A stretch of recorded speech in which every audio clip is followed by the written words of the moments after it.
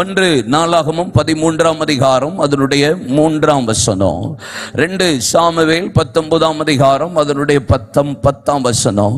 புலம்பல் 5ஆம் அதிகாரம் அதனுடைய 25ஆம் வசனம். நாகும் 2ஆம் அதிகாரம் அதனுடைய 2ஆம் வசனம். மொத்தம் 4 வசனம் சொல்லியிருக்கேன். 1 நாளாம் 13:3 அப்படின்னா என்ன? சவுலின் நாட்களிலே பெட்டியை திரும்ப கொண்டு வருகிறதற்கு தேடாமல் போனான் என்று வேதம் சொல்கிறது. பெட்டி சபைக்குள்ள திரும்ப வர வேண்டும்.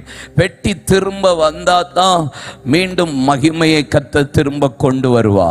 2 சாமுவேல் 19:10 சொல்லுகிறது, ராஜா திரும்ப வர வேண்டும் என்பதாக. ராஜா திரும்ப வந்தா தான் கர்த்தர் தம்முடைய மகிமையை மீண்டும் திரும்ப கொண்டு வருவா. புலம்பல் 5:25 சொல்லுகிறது, பூர்வ நாட்களை கர்த்தர் 5:25 தங்கம். புலம்பல் 5:25 பூர்வ நாட்களை கர்த்தர் திரும்ப கொண்டு வருவாராக. பூர்வ நாட்கள் திரும்ப வரணும் அப்படின்னா என்ன?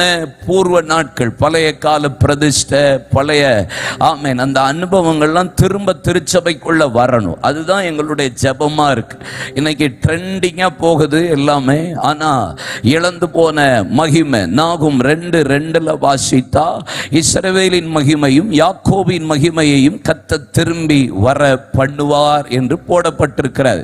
இந்த 3 காரியம் கரெக்டா திரும்பி வந்தா, திரும்பி வர வேண்டிய மகிமையையும் கர்த்தர் அழகா திரும்பி கொண்டு வருவார் என்பதில் என்னுடைய பெரிய விசுவாசமும் நம்பிக்கை இருக்கிறது. தேடாமல் போனான். சவுலின் நாட்களிலே பெட்டியை தேடாம போனான். அதனால தான் மகிமை திரும்பி வரல. எவ்வளவுக்கு எவ்வளவு சபை தேவ பிள்ளைகள், கர்த்தருடைய ஊழியர்கள், விசேஷமா நீங்க ஆண்டவரை எந்த அளவுக்கு தேடுறதுக்கு ஒப்பு கொடுக்கிறீர்களோ, ஒன் மோர் டைம் கர்த்தர் பெட்டியை திரும்ப கொண்டு வருவார் என்று போடப்பட்டிருக்கிறது. ராஜா திரும்பி வராததுக்கு காரணம் சும்மா இருந்து விட்டார்கள், அவர்கள் தாமதம் பண்ணினார்கள் என்று போடப்பட்டிருக்கிறது. சோம்பேறியா இருந்தா திரும்பி ராஜா வர முடியாது. இன்னைக்கு ராஜா இல்லாத ஆராதனை, ராஜா இல்லாத ஊழியம், ராஜா இல்லாத ஜீவியம், ராஜா இல்லாத பிரசங்கம், ராஜாவே இல்லை. ஆனா அங்க ஆளுகை நடந்து கொண்டிருக்கிறது. இயேசு இல்லாத ஊழியம் இன்னைக்கு அதிகமாயிற்று. இயேசு இல்லாத ஜீவியம், இயேசு இல்லாத ஆராதனை, தேவனுக்கு மகிமை செலுத்தாம அவனுக்கு மகிமை எடுத்துக்கொள்ளுகிற ஆராதனை தான் அதிகமாய் மாறிக்கொண்டிருக்கிற காலம். ராஜா இல்லை. ராஜா திரும்பி வந்தா மகிமையை கர்த்தர் திரும்ப கொண்டு வருவார். பூர்வ நாட்கள் திரும்ப வேண்டும் என்று போடப்பட்டிருக்கிறது. இதுல வேதம் சொல்கிறது, அவர்கள் சும்மா இருந்தார்கள். பூர்வ நாட்கள் ஏன் திரும்ப வரணும்? ஆண்டவரே, எங்களை திருப்பிக் கொள்ளும் இடத்துல திரும்புவோம் அப்படின்னு. நீங்க ஆண்டவர் எங்களை திருப்புங்கிறத விட நம்ம கர்த்தர் பக்கம் திரும்புறதுக்கு நம்ம ஒப்பு கொடுக்கணும். ஆமென் சொல்லுங்க. ஆமென். நம்ம கர்த்தர் பக்கம் திரும்பணும். ஆண்டவர் எங்களை திருப்புங்கன்னு சொல்லி கேட்கிற வேலை இங்க இல்லை. ஆண்டவரை நாங்க திரும்புறோம். I have to change myself, I wish to change myself. என்ன மாறதுக்கு என்ன அர்ப்பணிக்கிறேன், விரும்புகிறேன் என்று என்றைக்கு நம்ம அர்ப்பணிக்க ஆரம்பிக்கிறோமோ, பூர்வ நாட்களை கர்த்தர் திரும்ப கொண்டு வருவார். பூர்வ நாட்கள் சபைக்குள்ள இன்னைக்கு இல்லாத பிரதிஷ்டை, கமிட்மெண்ட் எல்லாவற்றையும் கர்த்தர் திரும்ப கொண்டு வருவார். ஊழியங்கள், மிஷன் மூமெண்ட்டுகள் எல்லாம் கர்த்தர் திரும்ப கொண்டு வருகிற ஒரு காலமா இருக்கிறது. அதெல்லாம் சீக்கிரமா கர்த்தர் உங்க மூலியமா அதை செய்வார் என்று நான் கர்த்தருக்குள்ள நம்புகிறேன், விசுவாசிக்கிறேன். ஹல்லேலூயா சொல்லுங்க. ஹல்லேலூயா. ஆமென். ஆமா. இப்போ ஒரு பாட்டு ஒன்று நான் இடையில கேட்டுக்கிட்டே இருக்கிறேன். எனக்கு ரொம்ப இஷ்டமா இருக்கிற ஒரு பாட்டு, எழுப்புதலை குறித்த ஒரு பாட்டை அருமையான சகோதரர் ஜேம்ஸ் அப்படிங்கிறவர் எழுதியிருக்கிறாரு. வின்சென்ட் செல்வகுமாரனுடைய யூடியூப் சேனல்ல அந்த இது ரிலீஸ் பண்ணி இருக்கிறாங்க. பரிபூரணமானவரே, பரலோகத்தின் அதிபதியே, பரிபூரணமானவரே, பரலோகத்தின் அதிபதியே, எங்கள் தேசத்தில் மரித்த தோமாவின் நிமித்தம் எழுப்புதல் அனுப்பிடுமே.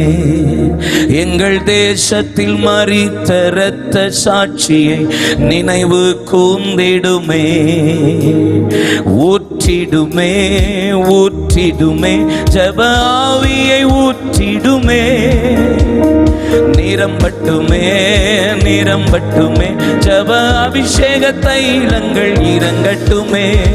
நிரப்பட்டுமே நிரப்பட்டுமே, பரிசுத்த பாத்திரமாய் நிரப்பட்டுமே. மாற்றிடுமே மாற்றிடுமே, ஜப அஸ்திரமாய் என்னை மாற்றிடுமே. பரிபூரணமானவரே, பரலோகத்தின் அதிபதியே, கமோ பரிபூரண பரலோகத்தின் அதிபதியே, எங்கள் தேசத்தில் மரித்த தோமாவின் நிமித்தம் எழுப்புதல் அனுப்பிடுமே. எங்கள் தேசத்தில் மரித்த இரத்த சாட்சி நினைவு கூர்ந்திடுமே. ஊற்றிடுமே ஊற்றிடுமே ஊற்றிடுமே, ஜப ஆவியை ஊற்றிடுமே. இறங்கட்டுமே இறங்கட்டுமே, ஜப அபிஷேக தைலங்கள் இறங்கட்டுமே. நிரப்பட்டுமே நிரப்பட்டுமே, பரிசுத்த பாத்திரமா நிரப்பட்டுமே. மாற்றிடுமே மாற்றிடுமே, ஜப அஸ்திரமா என்னை. உங்களை கைத்தட்டணும்னு சொல்லணுமா? நானு நல்லா கைத்தட்டணும். அவன் சொல்லுங்க. பாட்டு பாடினா உங்களை கைத்தட்டு, கைய தூக்கு, எலும்பு எல்லாம் பேட்டரே கிடையாது. நாங்க பாடிட்டே இருப்போம், நீங்க கைத்தட்டணும். என்ன முறப்பு? முன்னாடி உட்காந்து முறைச்சின்னா 30 பாயிண்ட் பேசுவேன். அல்லேலூயா.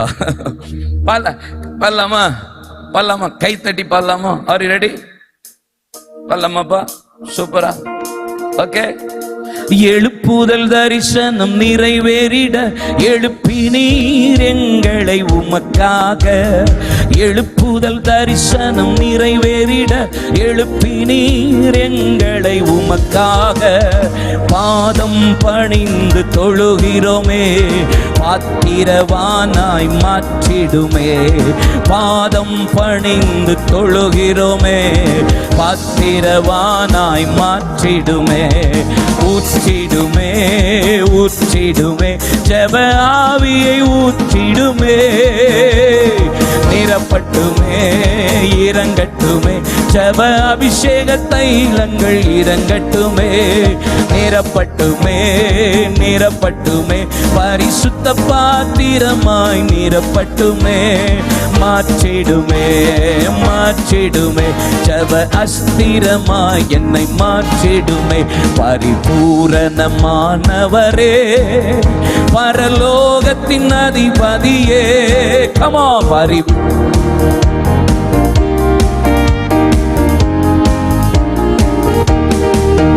எங்கள் தேசத்தில் மரித்த தோமாவின் நிமித்தம் எழுப்புதல் அனுப்பிடுமே. எங்கள் தேசத்தில் மரித்த இரத்த சாட்சி நினைவு கூர்ந்திடுமே.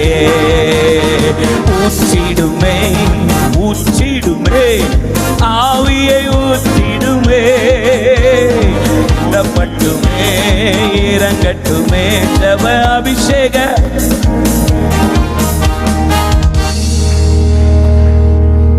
டயர்டா இருக்காடா? ஏதாவது பிரச்சனை இருக்கா உங்களுக்கு? ஏன்டா மூஞ்ச இப்படி குருன்னு வச்சுட்டு இருக்கீங்க? பயமா இருக்குடா உங்களை பார்த்தா. நீங்க நல்லா ஜாலியா இருங்கடா தங்கங்களா. அவன் நான் தான்ப்பா டயர்டா இருக்கேன். நீங்க எந்த அளவுக்கு உற்சாகமா இருக்கீங்களோ அந்த அளவுக்கு நான் உங்க கூட பேசுவேன். சிரிச்சுட்டே பார்க்க மாட்டீங்களா? சிரிக்கவே மாட்டீங்களா? பல்லே தெரியாத உங்களுக்கு? இப்படி இருந்தா என்ன அர்த்தம்? கொஞ்சமாதிரி பெண்டேகோஸ்டல் பார்வையா? அது பெண்டேகோஸ்டல் பார்வையா? பெண்டேகோஸ்டல்ல சிரிக்க கூடாதுன்னு சொல்லியிருக்காங்களா என்ன? ஐபிசில அதான் ஜாலியா இருக்கலாம் தானே சொல்லியிருக்காங்க. ஆமென். உங்கள் முன்பாக நான் வைக்க போகிறேன். இல்ல, ஜபத்துக்கு எழுப்புதலுக்கு ரொம்ப அஸ்திபாரமா இருக்கிற ஒரு காரியம் சொன்னா ஜபந்தான். கண்டினியூ பிரேயர் இல்ல, ஜபம் ஜபம். ரெய்னார்ட் ராவன்ஸ்கில் சொல்லுகிறார், இவான் ராபர்ட்சனுடைய எழுப்புதல் வந்ததுக்குரிய பெரிய அசைவுக்கு காரணம் தொடர் ஜபமே என்று அப்படி அவரு கோடிட்டு காமிக்கிறது நீங்க பார்க்கலாம். இப்ப நான் ஒரு சின்ன காரியத்தை அப்படி உங்களோட சொல்லிட்டு ஒரு முக்கியமான விஷயத்தை உங்களோட பேச பரிசுத்த ஆவியான உதவி செய்வாராக. Small prayer make big impact. சின்ன ஜபம் பெரிய தாக்கத்தை உண்டாக்கும். பக்கத்துல கைப்பிடிச்சு சொல்லுங்க, small prayer make big impact. சொன்னா இல்லையா? சொல்லு, அவளை பார்த்து சொல்லு. சொல்லல, எந்த ஊருக்காரி நீனு? புதுக்கோட்டையா, தூத்துக்குடியால? அடப்பே, நம்ம ஊருக்காரிய பாருங்க. இல்ல முன்னாடி உட்கார்ந்துருக்கதான் நம்ம ஊர் தானா? தோத்திரம், புதுக்கோட்டை. சொல்லுங்க சொல்லுங்க, திருப்பி சொல்லுங்க. சின்ன ஜபம் பெரிய தாக்கத்தை உண்டாக்கும். ஸ்மால் பிரேயர், சின்ன ஜபந்தான். நீங்க பல எழுப்புதெல்லாம் ஒவ்வொரு தேசத்துல வந்துச்சு. ஜான் நாக்ஸ் என்கிற ஒரு மனிதனை கர்த்தர் ஆமென் ஒரு ஸ்காட்லாந்து எழுப்புதலுக்காக கர்த்தர் பயன்படுத்தினார். 7 வருஷம் செவிந்தியர் மத்தியில உட்கார்ந்து ஜபிக்கிற காட்டுக்குள்ள தேவன் அவரை பயன்படுத்தினார். அவர் சொன்ன ஜபம் என்ன தெரியுமா? ஒரு சின்ன ஜபம் தான், small prayer. Give me Scotland, otherwise I am ready to die. ஸ்காட்லாண்ட தாங்க, இல்லைன்னா சாகிறேன். 7 வருஷம் திரும்ப திரும்ப சொல்லி சொல்லி அழுத ஒரு ஜபம்.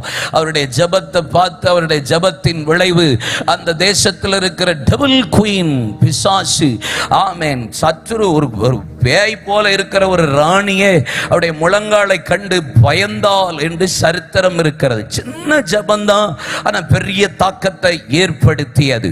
ஜான் ஒயிட்ஃபீல்ட் என்கிற ஒரு விலையேறப்பட்ட தேவ மனிதர் அமெரிக்காவில் கர்த்தருடைய தேசத்தில் எழுப்புதலை தரணும் என்று அவர் ஜபித்த ஒரு ஜபம், give me soul, otherwise take my soul. ஆத்மாவை தாங்க, இல்லைன்னா என் ஆத்மாவை எடுத்துக்கோங்க.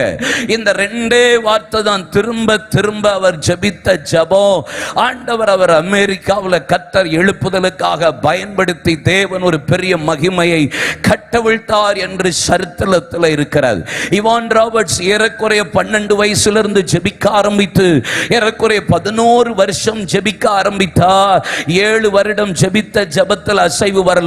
கடைசி 4 வருடம் ஜெபித்த ஒரு ஸ்மால் பிரேயர், ஆண்டவரே சேஞ்ச் மீ ஓ லார்ட், பென் மீ ஓ லார்ட், யூஸ் மீ ஓ லார்ட். என்ன வளைய ஒப்பு கொடுக்கிறேன், என்ன மாற ஒப்பு கொடுக்கிறேன், என்ன பயன்பட ஒப்பு கொடுக்கிறேன் என்று சொன்ன ஒரு சின்ன ஜபம் வேல்ஸ் தேசத்தின் எழுப்புதல் திருநெல்வேலி மாவட்டம் வரைக்கும் ஆவியானவருடைய தாக்கம் இருந்தது என்று போடப்பட்டிருக்கிறது. வில்லியம் சைமூர் என்கிற அமெரிக்காவில் அசுசா ஸ்ட்ரீட்ல எழுப்புதலுக்காக தேவன் பயன்படுத்தின ஒற்றைக்கண் போதகராய் இருந்த ஆப்பிரிக்கா அமெரிக்கா கொலாபரேஷன்ல பிறந்த ஒரு தேவ மனிதர் ஏறக்குறைய 14 ஆண்டு தேவனுடைய சமூகத்தில் அறைகளை பூட்டிக் கொண்டு ஜெபித்த ஜெபம் என்ன தெரியுமா? I want to see one more time the day of Pentecost. இன்னொரு முறை நான் பெந்தேகோஸ்தே நாளை பார்க்க விரும்புகிறேன்.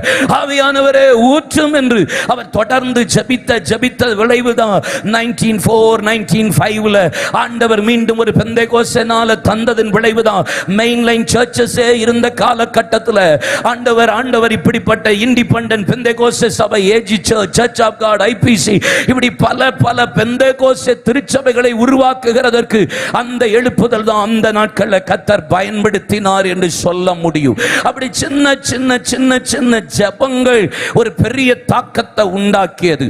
ஏ.டபிள்யூ டோசர் என்கிற அமெரிக்காவை சேர்ந்த ஒரு தேவ மனிதர் அவர் ஜெபித்தார். Last 9 years I was to live in crow nest. கடந்த 9 நாட்கள் நான் காக்கா கூட்டுக்குள்ளே கடந்தேன் அப்படின்னு சொல்லுகிறார். 8க்கு 9 அடி ரூம்ல வெறும் கட்டில், படுக்க, மேஜ, நாற்காலி விழுந்து கடந்து 9 வருஷம் ரூமையே விட்டு வெளியே வராம தேவ சமூகத்தில் ஜெபித்த ஒரு தேவ மனிதர் ஏ.டபிள்யூ டோசர் என்கிற தேவ மனிதர். அவர் ஜெபிக்கும் போது அவர் முதலாவது எழுதின எல்லா புத்தகங்களும் அப்படி ஈரலை தொலைக்கிற மாதிரி, இருதயத்தை ஊடுருவி போகிற மாதிரி அவருடைய புத்தகங்கள் எல்லாம் இருக்கும். அவர் எழுதின முதல் பகுதியின் வார்த்தை என்ன தெரியுமா? இதைத்தான் அடிக்கடி சொல்லிக் கொண்டே இருப்பார். திருச்சபைகளும் தேவ ஜனங்களும் தேவ மனிதர்களும் மனம் திரும்புதல் என்கிற வார்த்தையை கேட்க வெறுக்கிறார்கள். ஆனால் நரகத்தில் மனம் திரும்புதல் என்கிற வார்த்தை மீண்டும் துணிக்காதா என்று நரகம் எதிர்பார்த்து கொண்டிருக்கிறது என்பதாக. இன்னைக்கு மனம் திரும்புதல் என்று பெந்தகோஸ்தே சபையில சொன்னா நாங்க ஏன்பா மனம் திரும்பணும்னு கேட்கிற ஆட்கள் தான் இன்னைக்கு அதிகமா இருக்கிறது. ஆனா நரகத்துல மனம் திரும்புதல் ஒரு முறை கேட்டா துணிக்கிறதா என்கிற எதிர்பார்ப்பு அதிகமா இருக்கிறது. அவர் திரும்ப திரும்ப சொல்லி சொல்லி ஜபித்தது, எங்க தேசம் மனம் திரும்பட்டும் ஆண்டவரே, எங்களை மனம் திரும்ப ஒப்பு கொடுக்கிறோம். we are ready to repent. இந்த ஜெபம் ஏடபிள்யூ டோசர் தொடர்ந்து செய்து கொண்டே இருந்தார். இப்படி பல பேர் சின்ன சின்ன ஜெபமா ஒவ்வொரு தேவ மனிதர்கள் ஜெபித்திருக்கிறார். நீங்க வேதத்துல நீங்க பாத்தீங்கன்னா இப்படி எக்கச்சக்கமா என்னால சொல்ல முடியும். இயேசுவை பாருங்க, கல்வாரி சிலுவைக்கு போன பின்பு அங்கே லூக்கா 23ஆம் அதிகாரத்துல வலது பக்கம் ஒரு கல்லன், இடது பக்கம் ஒரு கல்லன் இருக்கும்போது ஒரு கல்லன் சொல்லுகிறான், இயேசுவை நிந்தித்து தூஷித்து அவமானப்படுத்தி கிண்டல் பண்ணி பேசுகிறார். இன்னொரு தூதன் சொல்லுகிறான், அவர் நம்மெல்லாம் நீதியின்படி தண்டிக்கப்படுகிறோம், அவரோ அநியாயமாய் தண்டிக்கப்படுகிறார் என்று சொல்லிவிட்டு அவர்கிட்ட திரும்பி ஒரு வார்த்தை சொல்லுகிறான், ஆண்டவரே உம்முடைய ராஜ்யத்தில் வரும்போது ப்ளீஸ் ரிமெம்பர் மீ, என்ன கொஞ்சம் நினைச்சுக்கோங்க, என்ன கொஞ்சம் நினைவு கூர்ந்து கொள்ளும் என்று சொல்லி சின்ன ஜபம் தான், ரொம்ப பெருசாலாம் ஜபிக்கல. ராஜ்யத்தில் வரும்போது என்ன கொஞ்சம் நினைத்து கொள்ளுங்க என்று சொன்ன சின்ன ஜெபம். வேதவசனம் பாருங்க, அடுத்த வார்த்தை இயேசு சொல்லுகிறார், இன்றைக்கு என்னுடனே கூட பரதீசில இருப்பா. சின்ன ஜெபம் தான், ஆனா பெரிய தாக்கத்தை கர்த்தர் உண்டாக்கினார். இந்த யூத் கேம்புக்கு வந்திருக்கிற என் பிள்ளைகளை பார்த்து நான் சொல்லுகிறேன், சின்ன ஜெபம் பெரிய தாக்கத்தை வேதத்தில் எத்தனையோ பகுதியில் உண்டாகி இருக்கிறது. எத்தனையோ தேசத்தில் தேவன் அசைவை கொடுத்திருக்கிறார். நீங்க ஜெபிக்க போகிற, இனி ஜெபத்தில் நடத்த போகிற, உங்க வாழ்க்கையை ஜெபமா மாற்ற போகிற ஒரு ஜெப அபிஷேகத்தை கர்த்தர் ஊற்ற போகிறார். நீங்க ஜெபிக்கிற ஜெபத்துக்கு பெரிய தாக்கம். கை தட்டணும், வாயை திறக்கணும்.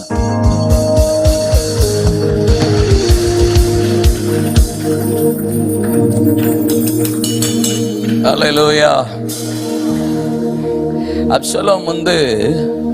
அப்சலோம் தாவீதுனுடைய பையன். அப்சலோம் தாவீதை எருசலேமை விட்டு துரத்துறதற்கு ஆட்கள் எல்லாம் பக்கம் சேர்த்துட்டான். அபியாதர் பக்கம் சேர்ந்துட்டான், அகித்தோப்பேல் பக்கம் சேர்ந்துட்டான். எல்லா இஸ்ரவேல் ஜனங்களும் எல்லாம் சேர்ந்து அப்சலோம் பக்கம் சேர்ந்துக்கிட்டே இருக்காங்க. கூட்டம் கூடிக்கிட்டே இருக்கு. தாவீதுக்கு ஐயோ அப்சலோம் ராஜாவாயிட்டான்ங்கிற சத்தம் கேட்ட உடனே எருசலேமை விட்டு கால்நடையா புறப்பட்டு போகிறான். அப்பொழுது அகித்தோப்பேல் அவன் ஆலோசனை தேவ ஆலோசனை போல இருக்குன்னு சொன்ன உடனே அதுலாமுக்கு ஓடி போகும்போதே உட்கார்ந்து ஜெபிக்க நேரம் இல்லை, உபவாசம் பண்ணி ஜெபிக்க நேரம் இல்லை, விழித்திருந்து ஜெபிக்க நேரம் இல்லை, காத்திருந்து ஜெபிக்க நேரம் இல்லை. ஓடிக்கிட்டே இருக்கும் போதே ஒரு சின்ன ஜெபம் பண்றான். அகித்தோப்பேலின் ஆலோசனையை ஆண்டவரை அபத்தமாக்கி போடுவீராக. ஒரு சின்ன ஜெபம் தான் பண்றான். 3 பதில கர்த்தர் அப்சலோமுக்காக தாவீதுக்காக கர்த்தர் கொடுத்தார். 3 பதில் வருது. அகித்தோப்பேலின் ஆலோசனை அபத்தமாக்கும் என்பதாக. உடனே தாவீது ஜெபித்த ஜெபத்துக்கு பதில் அங்க அப்சலோம் பாருங்க, அகித்தோப்பேலை பாருங்க. இஸ்ரவேல் ஜனங்களுக்கு 3 காரியம் நடக்கு. 1, அகித்தோப்பேல் நாண்டு கொண்டு செத்து போகிறான். அவனுடைய ஆலோசனையை கர்த்தர் அபத்தமாக்கி போடுறார். முதல் ஆன்சர். 2வது ஆன்சர், அப்சலோம் கர்வாலி மரத்தில் தொங்கிக் கொண்டிருக்கிறான் என்று கேள்விப்பட்டு யோவா புறப்பட்டு போய் 3 வெள்ளையங்களினால் குத்தி அவனை கொலை செய்கிறார். 3வது, எருசலேமில் திரும்ப தாவீது ராஜா திரும்பியே வரமாட்டார் நினைத்து கொண்டிருந்த ஜனங்கள் மத்தியில ராஜா மீண்டும் ஒளிமுக வாசலில் வந்து உட்கார்ந்தார் என்று கேள்விப்பட்ட உடனே ஜனங்கள் எல்லாம் பயந்து தங்கள் கூடாரங்களுக்குள்ள ஒளிந்து கொண்டு ஓடி போனார். சின்ன ஜெபந்தான், ஆனா பதில் பெருசா இருக்கிறது, தாக்கம் பெருசா இருக்கிறது. இனி நீங்க ஜெபிக்க போற ஜெபம்லாம் ஆஃப்டர் திஸ், இந்த கன்வென்ஷன், இந்த மீட்டிங், இந்த யூத் மீட்டிங் அப்புறம் உங்க ஜெப வாழ்க்கையில நீங்க ஜெபிக்க போற ஒவ்வொரு ஜெபத்துக்கும் தாக்கம் பெருசா இருக்க போது, பதில் பெருசா இருக்க போது. நம்புறீங்களா? பின்னாடி வரைக்கும் கை தட்டி கர்த்தரை மகிமைப்படுத்துவீங்களா?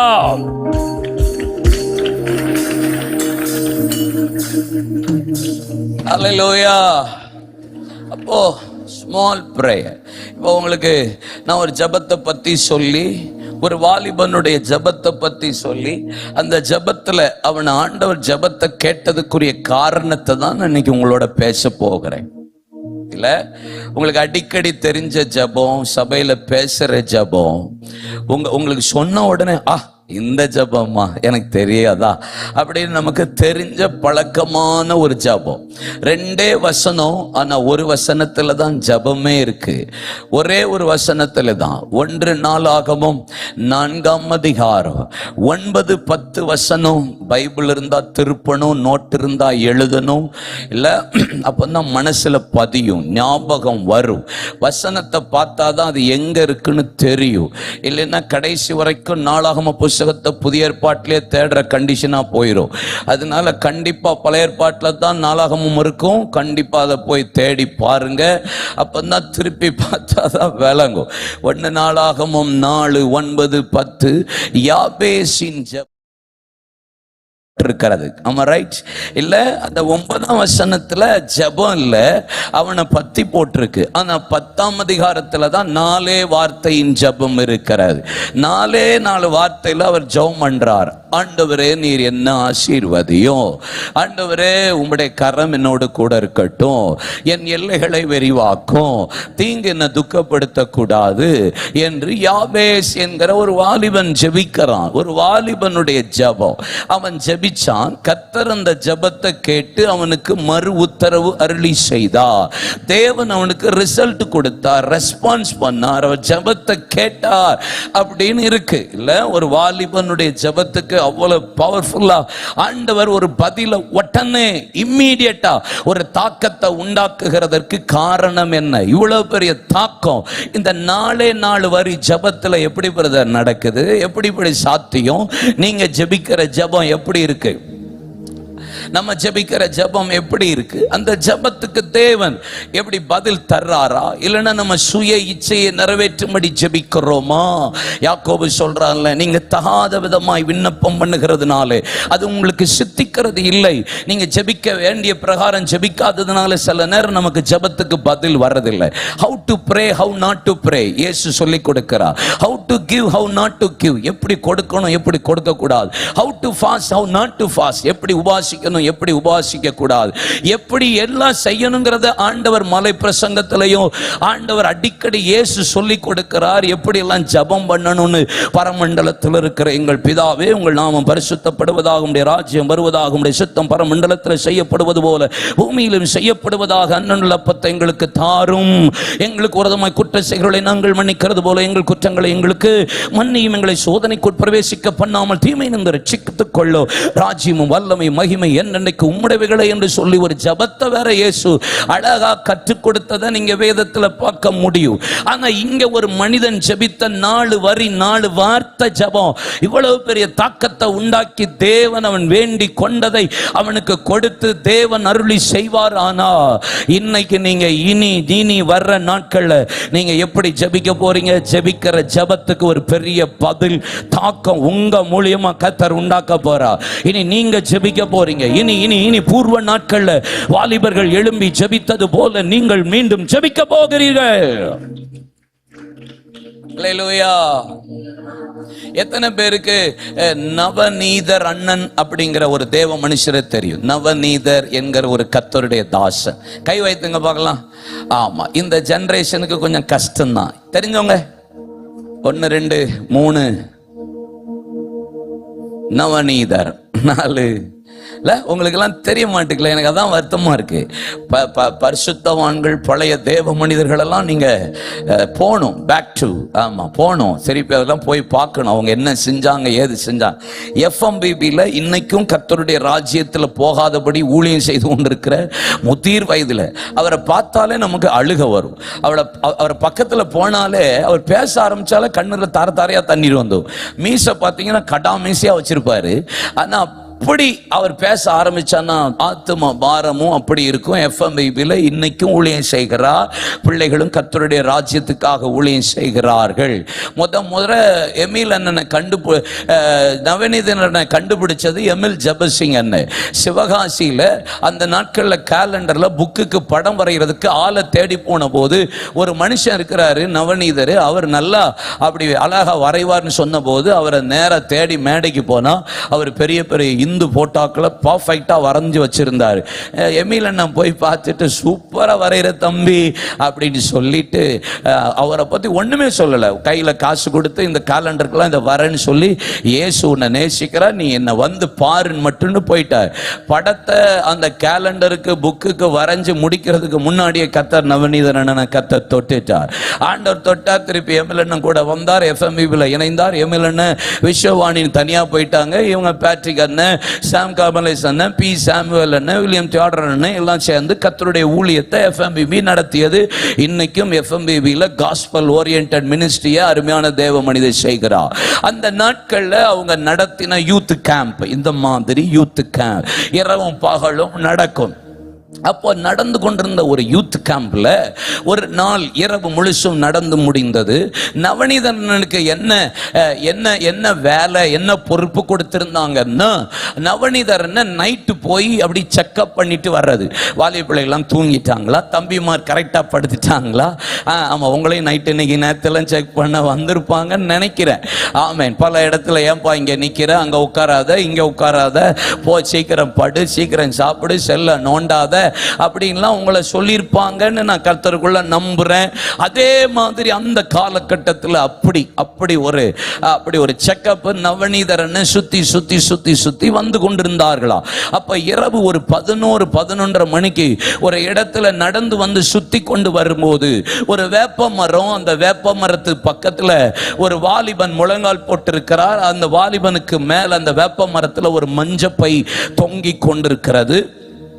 பார்த்தா அந்த வாலிபன் கதறி ஜெபித்து கொண்டே இருக்கிறான். அந்த சின்ன வாலிபன் 20-22 வயசு இருக்கும். அழுது போராடி ஜெபித்து கொண்டே இருக்கிறார்.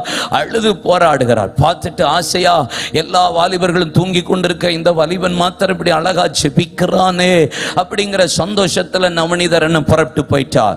2வது நாள் அதே போல வந்து செக் பண்ண வந்த போதிலோ அதே வேப்ப மரம், அதே மஞ்சப்பை, அந்த வாலிபன் உட்கார்ந்து அழுது ஜெபித்து கொண்டிருக்கிறான். 2வது நாள் ஜெபம் முடிஞ்சு வெயிட் பண்ணி அவர் வரட்டும்னு சொல்லி நவநீதரன் கொஞ்சம் தூரமா நின்னுட்டு ஜெபம் முடிகிற வரைக்கும் காத்திருந்து, ஜெபம் முடிஞ்ச உடனே தம்பிங்க வாங்க, நீங்க எந்த ஊரு, எங்க இருந்து வர்றீங்க, என்ன செய்றீங்க, ஏன் இன்னும் படுக்க போகல அப்படிலாம் கேட்டபோது, தேசம் இப்படி பெருசா இருக்கு, இவ்வளவு ஜனங்கள், வாலிப பிள்ளைகள், என்ன போல பெரிய வாலிப பிள்ளைகள்லாம் கிறிஸ்துவுக்குள்ள வராம இருக்காங்க, தேசம் அவல நிலைமை இப்படி இருக்கு, நான் எப்படி தூங்குறது அப்படின்னு சொல்லிட்டு தான் பாரத்தோட ஜெபித்து கொண்டிருக்கிறேன் என்று சொன்னார். அந்த தேவ மனிதன், நீ நல்ல பெரிய ஊழியக்காரனா வருவ, நான் உனக்காக ஜெபித்துக் கொள்ளுகிறேன் என்று அவருக்காக ஜெபித்து அனுப்பிவிட்டார். அவர்தான் மோகன் சி லாசரஸ் என்கிற கர்த்தருடைய தேவ மனிதன். அல்லேலூயா. நீங்க வாலிப நாட்கள் ஆண்டவர் இன்னைக்கு மோகன் இன்னைக்கு 69 வயது ஆக போகுது அண்ணனுக்கு.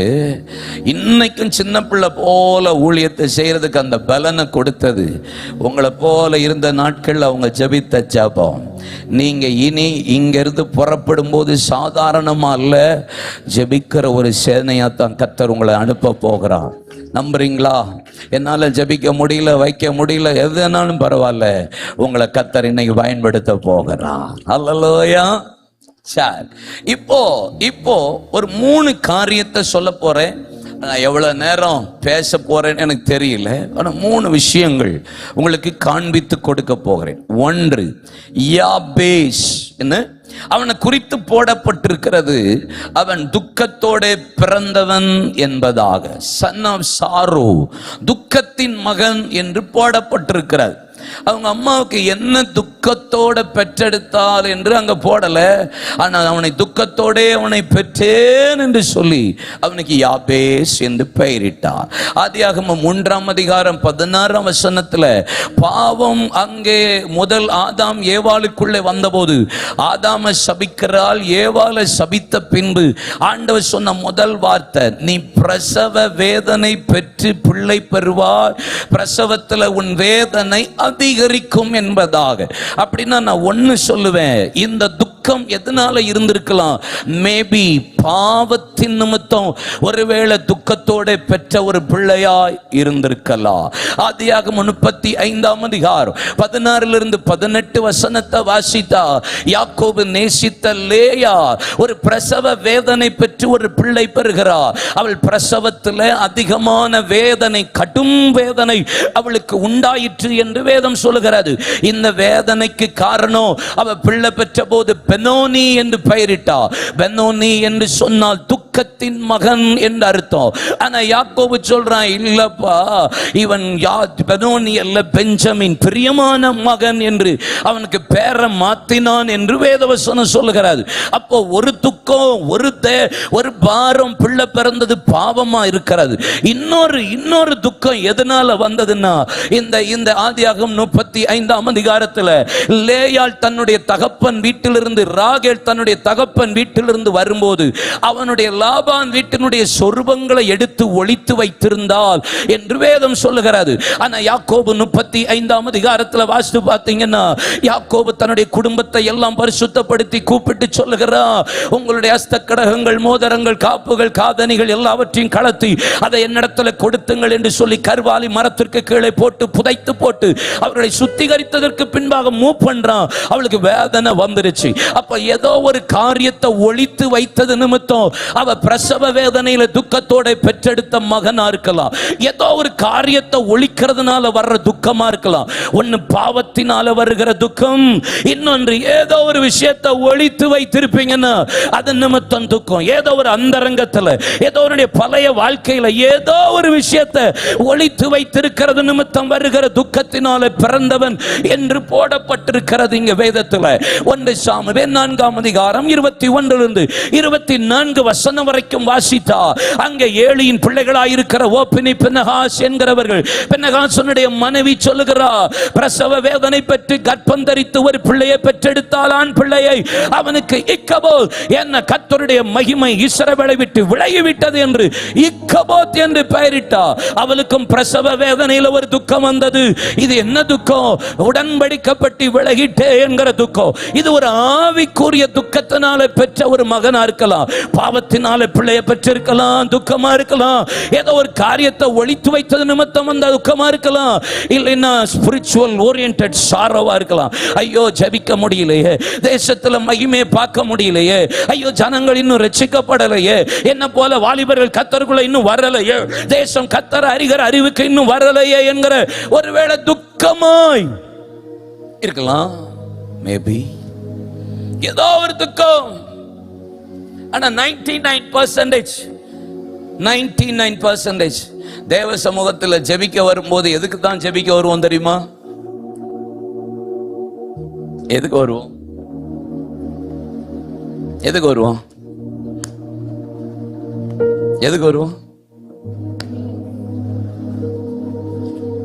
எனக்கு என் மடியில போடுங்க ஆண்டவரே.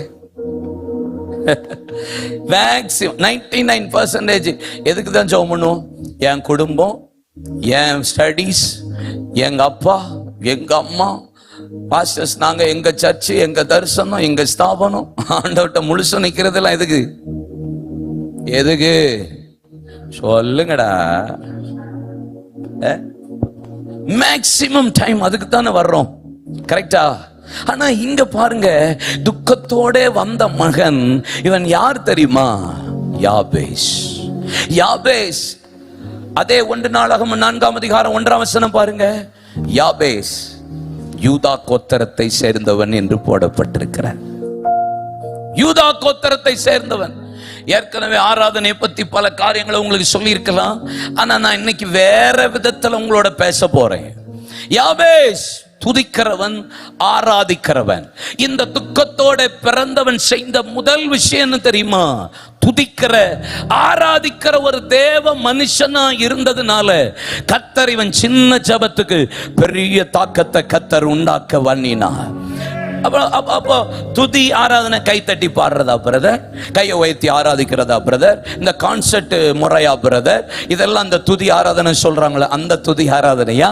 கலர் கலரா லைட் போட்டு துதிக்கிற ஆராதனையா? இல்லைன்னா குதிக்கிற ஆராதனையா? அவன் தன்னை மறந்து ஆடுற ஆராதனையா?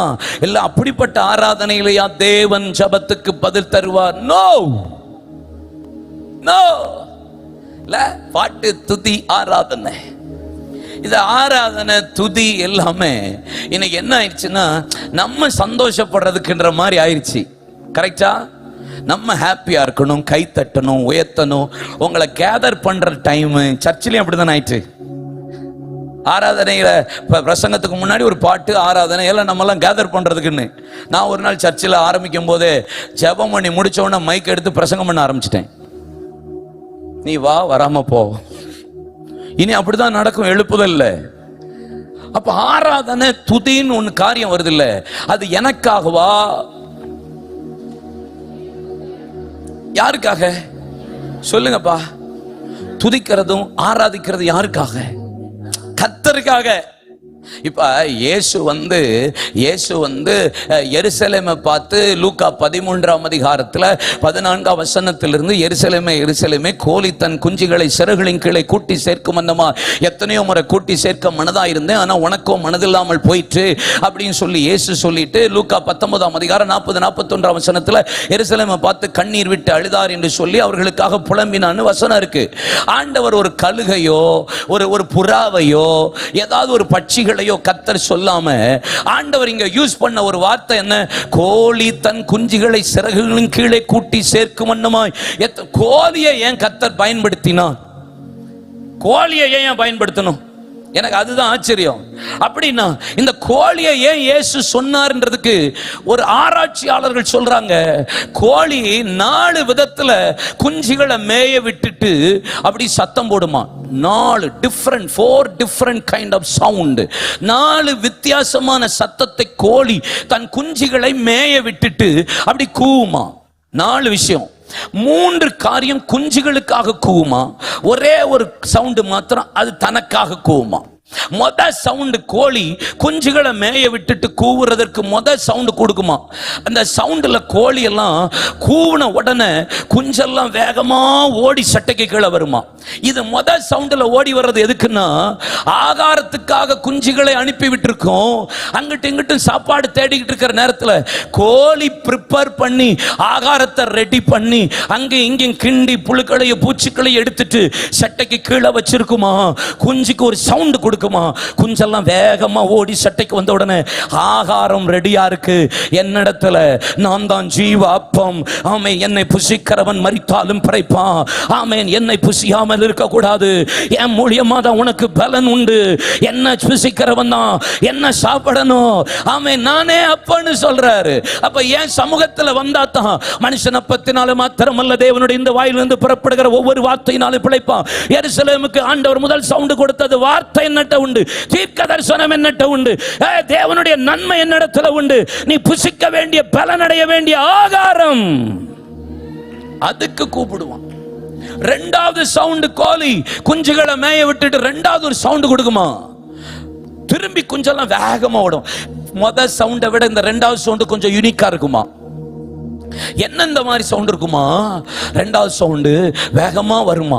அப்ப வந்து பார்த்தா அப்புறம் தான் குஞ்சுக்கெல்லாம் தெரியுமா, பருந்து வருமா, காகம் வருமா, பூனை வருமா, மிருகங்கள் வருமா, பட்சிகள் ஏதாவது வந்து அதை தொட பிடித்து கொண்டு போக. இல்ல யோவான் 10:10, 1 பேதுரு 5:8, வெளிப்படுத்தினால் 12:12, திருடன் திருடவும் கொள்ளவும் ஒழிக்கும் என்று வேறொன்றுக்கும் வரானவன் எவனை விழுங்கலாம் என்று கட்சிக்கிற சிங்கம் போல வகை தேடி சுற்றி தெரிந்து கொண்டிருக்கிறான். அவனுக்கு கொஞ்ச காலமே இருக்கிறபடியால் தன் முழு பலத்தை பிரயோகப்படுத்துகிறான். அப்ப சத்துரு உன்னை விழுங்க பார்க்கிறான், சத்துரு உன்னை அழிக்க பார்க்கிறான், உன்கிட்ட இருந்து திருட பார்க்கிறான். நீ என் சட்டைக்குள்ள வந்தாதான் உனக்கு அடைக்கலம், உனக்கு பாதுகாப்பு. ஆமென். எருசலேமை பார்த்து அதுக்கு தான் கூப்பிட்டாரு. திருடன் வர்றான், சத்துரு வர்றான், கட்சிக்கிற சிங்கம் போல வர்றான், ஓடிவா. மூணாவது கோழி குஞ்ச மேய விட்டுட்டு மூணாவது ஒரு சவுண்ட் கொடுக்குமா? இந்த சவுண்ட் அந்த ரெண்டு சவுண்டை விட வேற மாதிரி இருந்துதான். என்ன சவுண்டுன்னு பார்த்தா, பகல் போகிறது, இரவு வருகிறது, கம்.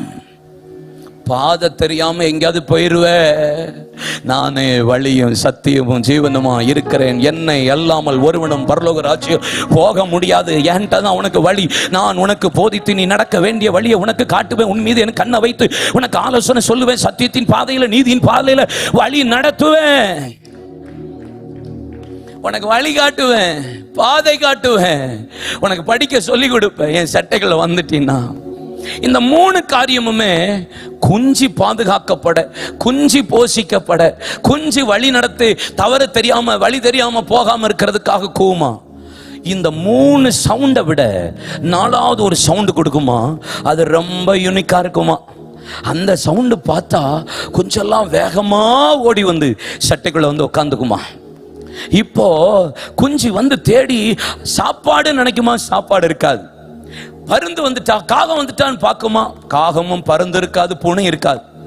ஓ, இருட்டு வந்துட்டா பார்த்தா இருட்டும் இல்ல, பகலா தான் இருக்கு. ஆனா ஏன் என் தாய் கூவி அழைத்தாள் அப்படின்னு பார்த்தா, குஞ்சு வந்து சட்டைக்குள்ள மூடின உடனே குஞ்சு அங்கிட்டு இங்கிட்டு ஓடுமா. இந்த நாலாவது சவுண்டு, மூணு சவுண்டு குஞ்சுகளுக்காக கூவினேன், இந்த நாலாவது சவுண்டு உங்களுக்கு இல்லை, எனக்காக கூவினேன். நீ என் சமூகத்தில் இருந்து என்ன சந்தோஷப்படுத்துகிறதற்காக கோழி தன் குஞ்சுகளை கூவுமா. சில நேரம் ஆண்டவர் உங்களை ஆராதனையில, பாடல்ல, துதியில, ஜபத்துல, தேவ சமூகத்தில் உங்களை அழைக்கிறார்னா நீங்க சந்தோஷப்பட, நீங்க பாதுகாக்கப்படல. அநேக நேரம் அதிக முறை நமக்காகவே ஆண்டவர் செய்கிறார். ஆனா ஆராதனை, துதி நேரம் என்பது என்ன தெரியுமா? என்ன சந்தோஷப்படுத்துகிறதற்கு, ஆண்டவரை உயர்த்துகிறதற்கு. அவரை எத்தனை பேர் மகிமைப்படுத்திருக்கீங்க? அவரை எத்தனை பேர் சந்தோஷப்படுத்திருக்கீங்க? அவரை எத்தனை பேர் மகிழ்ச்சி அடைய பண்ணிருக்கீங்க? ஆண்டவர்கிட்ட எத்தனை பேர் தேவ சமூகத்தில் வந்து, ஆண்டவரை உங்க இருதய துடிப்பு என்ன, உங்க பாரம் என்ன, நீங்க எதுக்காக கவலைப்படுறீங்க? உங்களை ஏதாவது சந்தோஷப்படுத்தணுமா, உங்களை ஏதாவது துக்கப்படுத்துறேன்னு கேட்டது உண்டா?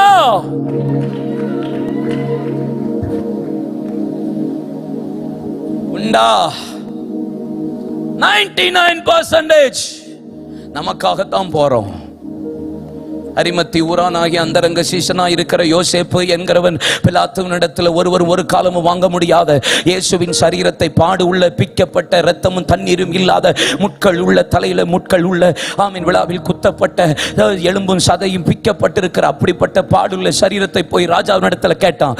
ஒரு நாளாவது, என்னைக்காவது நம்ம தேவ சமூகத்தில் போய், ஆண்டவரை எனக்கு பாடுகளை தாங்க, ஆண்டவரை உங்க இருதய துடிப்பை காட்டுங்கன்னு என்னைக்காவது நம்ம கேட்டிருப்போமா?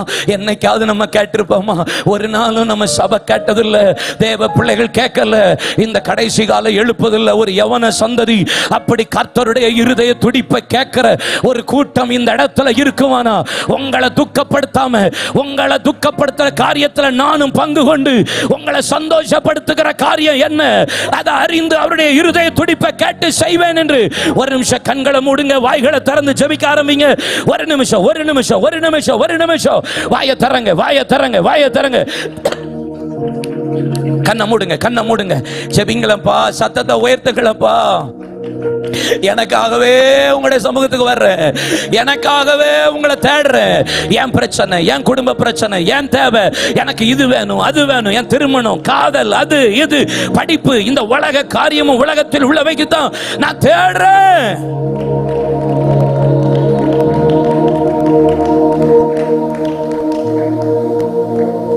Hallelujah. Hallelujah. Amen. ஆனந்தமே சமூகமே, பேரின்பமே உங்க பிரசன்னமே. ஆனந்தமே சமூகமே, பேரின்பமே உங்க பிரசன்னமே. உங்க சமூகத்தில் சமூகத்திலே ஒன்று கூடி உள்ளோ, உங்க பிரசன்னத்திலே களி கூற வந்தோ, உங்க சமூகத்திலே ஒன்று கூடி உள்ளோ, உங்க பிரசன்னத்திலே களி கூற வந்தோ, ஆனந்தமே சமூகமே பேரின்பமே.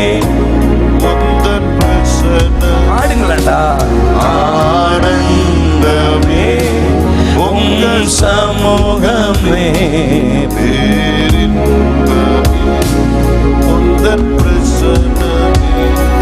உம்மை பாடுவதே என் மேன்மை, உறவாடுவதே எனக்கு இனிமை. உம்மை பாடுவதே என் மேன்மை, உறவாடுவதே எனக்கு இனிமை. ஆனந்தமே பேரின்பமே உந்தன் பிரசன்னமே. ஆனந்தமே சமூகமே பேரின்பமே உந்தன் பிரசன்னமே. நீங்க வந்து மெசேஜாவே கேட்காதீங்க, பாட்டாவே கேட்காதீங்க, அப்ளை பண்ணுங்க ஆரம்பிச்சிடணும்ப்பா. உங்களுக்கு புரியுதா? அப்ளை பண்ண ஆரம்பிச்சிருங்க. நான் வந்து பாட இங்க ஒரு பாட்டு பாடுறேன்னா, நான் தேவ சமூகத்துல பாடாம இங்க வந்து அந்த பாட்டை பாட மாட்டேன். நான் பர்சனலா என்ஜாய் பண்ணாம, வசனத்தை அதை என்ஜாய் பண்ணாம, அந்த பாட்டை என்ஜாய் பண்ணாம நான் மேடையில ஒரு நாளும் பாட்டை பாடவே மாட்டேன். நான் அந்த பாட்டு பாடும்போது எனக்குள்ள ஏதோ செய்யுது. நீங்க ஏன் பாட்டா கேட்குறீங்க? நான் உங்களுக்கு பாட்டு பாட வர, பாட்டு கச்சேரி பண்ண வரல. நீங்க உட்காந்து கேட்கறதுக்கு நான் உங்களுக்கு பாட்டு என்ஜாய் பண்ணுங்கன்னு சொல்ல நான் வரல. ஜாயின் டுகெதர், இணைஞ்சிருங்க. ஆனந்தமே சமூகமே பேரின்பமே. அவுட்ட கூட கொஞ்சம் கூட்டுங்க. ஆனந்தமே சமூகமே பேரின்பமே உந்தன் பிரசன்னமே. உம்மை பாடுவதே என் மேன்மை, உறவாடுவதே எனக்கு. உம்மை பாடுவதே, உம்மை பாடுவதே என் மேன்மை, உறவாடுவதே எனக்கு இனிமை. ஆனந்தமே பிரசமுகமே பேரின்பமே உந்தன் பிரசன்னமே. ஆனந்தமே உங்க சமூகமே. ஆசையா இல்லையா உங்களுக்கு? பேரின்பமே உந்தன் பிரசன்னமே. அசைவாடும் அசைவாடும் அனல் மூட்டும், அசைவாடும் அசைவாடும் அசைவாடும் ஆவியானவரே அசைவாடும். ஆனந்தமே ஓ ஜீசஸ் உரகலா. ஆனந்தமே சமூகமே பேரின்பமே உந்தன் பிரசன்னமே. அல்லேலூயா. ஆமென். ஆராதனை, பாட்டு, துதினா எங்க யார என்ன ஃபோக்கஸ் பண்றதுக்கு இல்ல, கர்த்தரை, உங்களை அவர் பக்கம். ஆமென் சொல்லுங்க. சரி, இப்ப ஆராதனை பாட்டு அப்படின்னா என்ன? ஒரு 4 காரியத்தை சொல்ல போறேன். வசனத்துல தான் பேச போறேன். என்னோட திருப்பிறீங்களா? யாத்ராகமத்தின் புஸ்தகம் 12ஆம் அதிகாரம் அதனுடைய 25, 26, 27 வசனம். Exodus chapter 12 verse 25, 26, 27. ஆராதனையின் கருத்து என்பது என்ன? ஆராதனைன்னா என்னப்பா? உன் பிள்ளைகளும் வருகிற சந்ததிகளும் கேட்டு உன்கிட்ட விசாரிச்சா ப்ளீஸ் இன்ஃபார்மேட், சொல்லி கொடு. என்ன செய்யணும்? ஆராதனைன்னா என்ன? நீங்க தேசத்துல கொடுக்க போகிற தேசத்துல ஆராதனை கை கொள்ள கடவீர்கள். அந்த ஆராதனை கருத்து என்ன? 26, 27 வேதம் சொல்லுகிறது. உன் பிள்ளைகளுக்கு சொல்லு, உன் சந்ததிக்கு சொல்லு, வர்ற ஜெனரேஷனுக்கு தெரியட்டும். What is worship? ஆராதனைன்னா என்ன? துதினா என்ன? ஏன் யாபேசின் ஜபத்துக்கு கர்த்தர் இவ்வளவு பெரிய தாக்கம்? He is a worshipper. அவன் ஆராதிக்கிறவன், ஆராதனையை முக்கியப்படுத்துகிறவன், துதிக்கிறவன். ஆனா எப்படிப்பட்ட ஆராதனை? 4 விஷயம் சொல்றேன். 1, ஆராதனையின் முதல் விஷயம் என்ன தெரியுமா? பஸ்கா என்கிற பலி. பலிதான் ஆராதனைன்றார். 2வது என்ன சொல்றாரு? எகிப்தியனை நீ சங்காரம் பண்ணணும்ன்றாரு 2வது. 3வது என்ன சொல்லுகிறார்? வீடுகளை தப்ப பண்ணினார் என்று சொல்லுகிறார். 4வது என்ன சொல்றார்? அவர் வீட்டை கடந்து போனார் என்று சொல்லுகிறார். நீங்க சொல்லணும்ப்பா இந்த 4 விஷயத்தை என் பிள்ளைகளுக்கு. ஆராதனைனா சொல்லிக் கொடு. பாட்டு பாடி கீபோர்டு கை தட்டி ஹல்லேலூயான்னு குதிச்சிட்டு போறது மட்டும் இல்ல. ஆராதனையின் கருத்து, துதியின் கருத்து, தேவ சமூகத்தை உயர்த்துறது, அவரை சந்தோஷப்படுத்துற விதம் எப்படின்னு 4 விஷயத்தை சொல்லி கொடுங்கிறாரு. அப்ப 1 என்ன? பஸ்கா என்கிற பலிதான் மொத ஆராதனையின் கருத்து, அதுதான். அப்ப இந்த பஸ்கான்னா பலி என்ன? அதே யாத்ராகமம் 12ஆம் அதிகாரம் அதனுடைய 4 8 வசனத்தை வாசித்து பாருங்க. நீங்கள் ஒரு குடும்பத்திற்கு ஒரு வயதுடைய ஆட்டுக்குட்டியை தெரிந்து கொண்டு பஸ்காவை பலியிடுவீர்களாக. இந்த பஸ்காவின் மாம்சத்தை பச்சையாயோ அவிக்கப்பட்டதாயோ புசியாமல் நெருப்பில் சுடப்பட்ட மாம்சத்தை புசிக்க கடவீர்கள். அதில் புளிப்பில்லாத அப்பத்தோடும் கசப்பான கீரையோடு அந்த பஸ்காவை புசிக்க வேண்டும். அறையில கச்சை கட்டி கொண்டு பாதத்தில் பாதரட்சை தொடுத்து கொண்டு கையில தடியை பிடித்துக் கொண்டு தீவிரமா புசி. இது உங்களுக்காக நியமிக்கப்படுகிற பஸ்கா. அப்ப பலிதான் ஆராதனைனா அவர் இன்ஸ்ட்ரக்ஷன் கொடுக்கிறாரு. பலினா இப்படி இருக்கணும், பஸ்கானா இப்படி இருக்கணும். நான் பலினா 5 காரியம் உங்களுக்கு சொல்லி கொடுக்க போறேன். ஆராதனையில் இருக்க வேண்டிய பலி, பஸ்கா பலினா பலியில விஷயம் வேண்டிய 5 காரியம் சொல்ல போறேன். 1, பலினா என்ன தெரியுமா? 1, தேவ சமூகத்துக்கு வர்ற பலி. அது ஆடா இருக்கலாம், மாடா இருக்கலாம், மிருகமா இருக்கலாம், பட்சிகளா இருக்கலாம், whatever. வந்தா முத செய்ய வேண்டிய காரியம் என்ன தெரியுமா? தோலை உரிக்கிறது தான் பலி. பக்கத்துல திரும்புங்க, தோலை உரிச்சிடணும். இல்லைன்னா உங்களை உரிப்பார் தோலை. தோலை அடையாளம் தெரியாததுதான் பலி. சொல்லுங்க, அடையாளம். ஐடென்டிட்டிய ஆராதனையில பாட்டுல வருதா? நீங்க நான் பாடினேன், நான் ஆராதிச்சேன், நான் பாட்டு எழுதினேன், என் பாட்டை பாடினா ஏன் உன் பாட்டு என்ன? உன் பாட்டு. ஆராதனையில ஐடென்டிட்டியா இருக்க கூடாது, தோலை உரிச்சிடணும். வாலிப பிள்ளைகளுக்கு சொல்லிட்டேன், பெரியவங்களுக்கும் சேர்த்தே சொல்றேன். நான் என்கிற அடையாளம் ஆராதனையில் இருக்கக்கூடாது. I know Christ. ஐ இல்ல, சி கிரைஸ்ட். இங்க சொல்றதுக்கு நான் சொல்றதுக்கு ஏதாவது இருக்கா பிரதர்? நான் சொல்றதுக்கு ஏதாவது இருக்கா? சொல்லுங்க. என்னால எல்லாம் செய்ய முடியும், அதை பண்ண முடியும், இதை பண்ண முடியும், ஏதாவது சொல்றதுக்கு இருக்கா? சொல்லுடா, சொல்லு. ஒன்னு இல்லடா, ஒன்னு இல்ல. இதுல லைட்டா குறுக்கு பிடிச்சிக்கிச்சுன்னு வச்சுக்கோ, லைட்டா குறுக்கு பிடிச்சிச்சு வச்சுக்கோ, நீ எப்படி நடப்பியா இல்லையா? கழுத்து லைட்டா இங்க பிடிச்சிட்டு வச்சுக்கோ, சிஸ்டர் சொல்லுங்க பிரதர். இது கழுத்து திருப்புறதுக்கே பெரிய கிருபை தேவை. குறுக்கு ஒழுங்க டைஜஷன் ஆகிறதுக்கே பெரிய கிருபையை கலந்துருக்க வேண்டியது.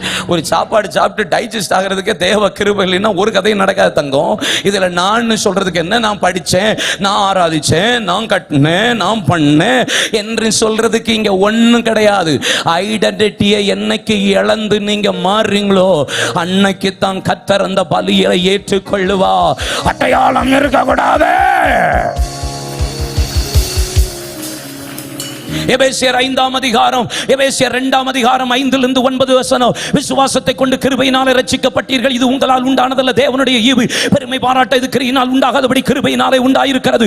எபேசியர் 1ஆம் அதிகாரம் 7 இந்த கிருபையினாலே இலவசமான பாவ மன்னிப்பு நிச்சயத்தை கர்த்தர் உங்களுக்கு கொடுத்தார்.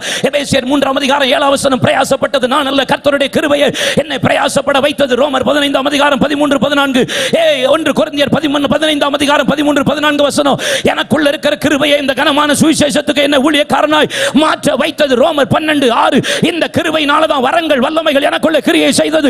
2 கொரிந்தியர் 8-2 கொடுக்க வைத்தது கர்த்தருடைய கிருபை.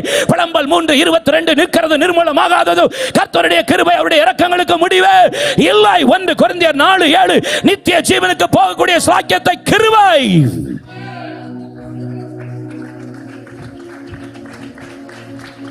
நான் ரட்சிக்கப்பட்டேன், நான் ஊழியக்காரன், ஏய் கிருபை. நீ பாஸ்டருடைய பிள்ளையோ விசுவாசியோட பிள்ளை ஆயிடும் பாக்குறவுடனே கிருபையில் நிக்கிற. நான் சொல்றதுக்கு இங்க வேலையே கிடையாது. சொல்லுங்க. ஐடென்டிட்டியை தூக்கி எறிய ஆரம்பிச்சிட்டீங்கன்னா நான் கட்டின பாபிலோன் தூக்கி தூர எறிஞ்சிடணும். நாங்கிறதுக்கு இங்க இடமே, ஐங்கிறதுக்கு இங்க இடமே சொல்லிடா தங்கம். நான் படிச்சேன், நான் தான் வேலை செஞ்சேன், நான் தானே பாஸ் ஆனேன். கிழிச்ச அவர் கிழிச்சிருந்தாருன்னா இன்னைக்கு சோழி முடிஞ்சிருப்போம். சொல்லுப்பா. ஆமாவாடா, இல்லையாப்பா, எல்லாம் கிருபைதானப்பா. ஏதாவது சுய பலத்தில் இருக்காப்பா, ஏதாவது நான் செஞ்சேன்னு சொல்றதுக்கு இருக்காடா, ஏதாவது இருக்காடா, ஏதாவது நிக்கிறது கிருபை, நிர்மூலமாக இருக்கிறது கிருபை. ஆண்டவரே, எனக்கு எனக்கு கொடுக்கப்பட்ட வெளிப்பாடுகள் நிமித்தம் என்னை நான் மேன்மை பாராட்டாதபடிக்கு என் சரீரத்தில் எனக்கு ஒரு முள் கொடுக்கப்பட்டிருக்கிறது. அது சாத்தானுடைய தூதனா இருக்கிறது. ஆண்டவர்ட்ட 3 முறை வேண்டிக் கொண்டு அவர் சொன்னார், என் கிருபை உனக்கு போதும், உன் பலவீனத்தில் என் பலன் பரிபூரணமாய் விளங்க.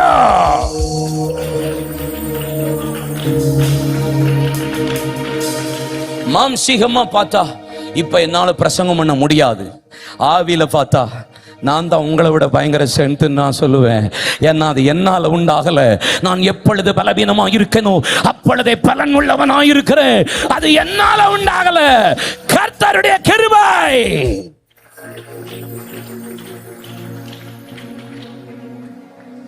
ஹல்லேலூயா. என்ன சொல்றதுக்கு இருக்கு, நான் சொல்றதுக்கு சில பேர்லாம் ஃபேஸ்புக்ல வாலிப பிள்ளைகளை ஜாதி பேரை பின்னாடி போட்டு பேர் வச்சிருக்க பிள்ளைகள் எல்லாம், பெந்தகோஸ்தே பிள்ளைகள் எல்லாம் பார்த்திருக்கேன். நாடாருன்னு வச்சிருக்கு, தேவர்னு வச்சிருக்கு, கோணார்ச்சி, கொத்தனார்னு ஒண்ணு கிடையாதுல்ல. அது அப்படி ஃப்ளோல வந்துட்டுப்பா. உரிச்சிடணுமாக்கும் பக்கத்துல திரும்பி சொல்ல உரிச்சிருவாரு கர்த்தர்.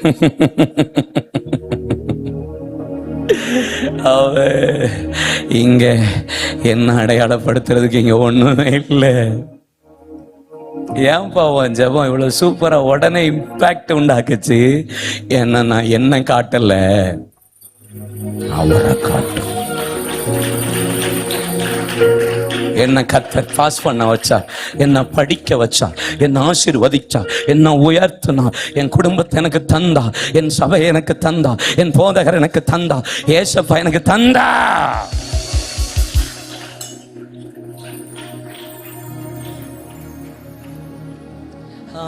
ஆனந்தமே சமூகமே பேரின்பமே. நீலாம் யூத்தால ஆனந்தமே உங்க சமூகமே.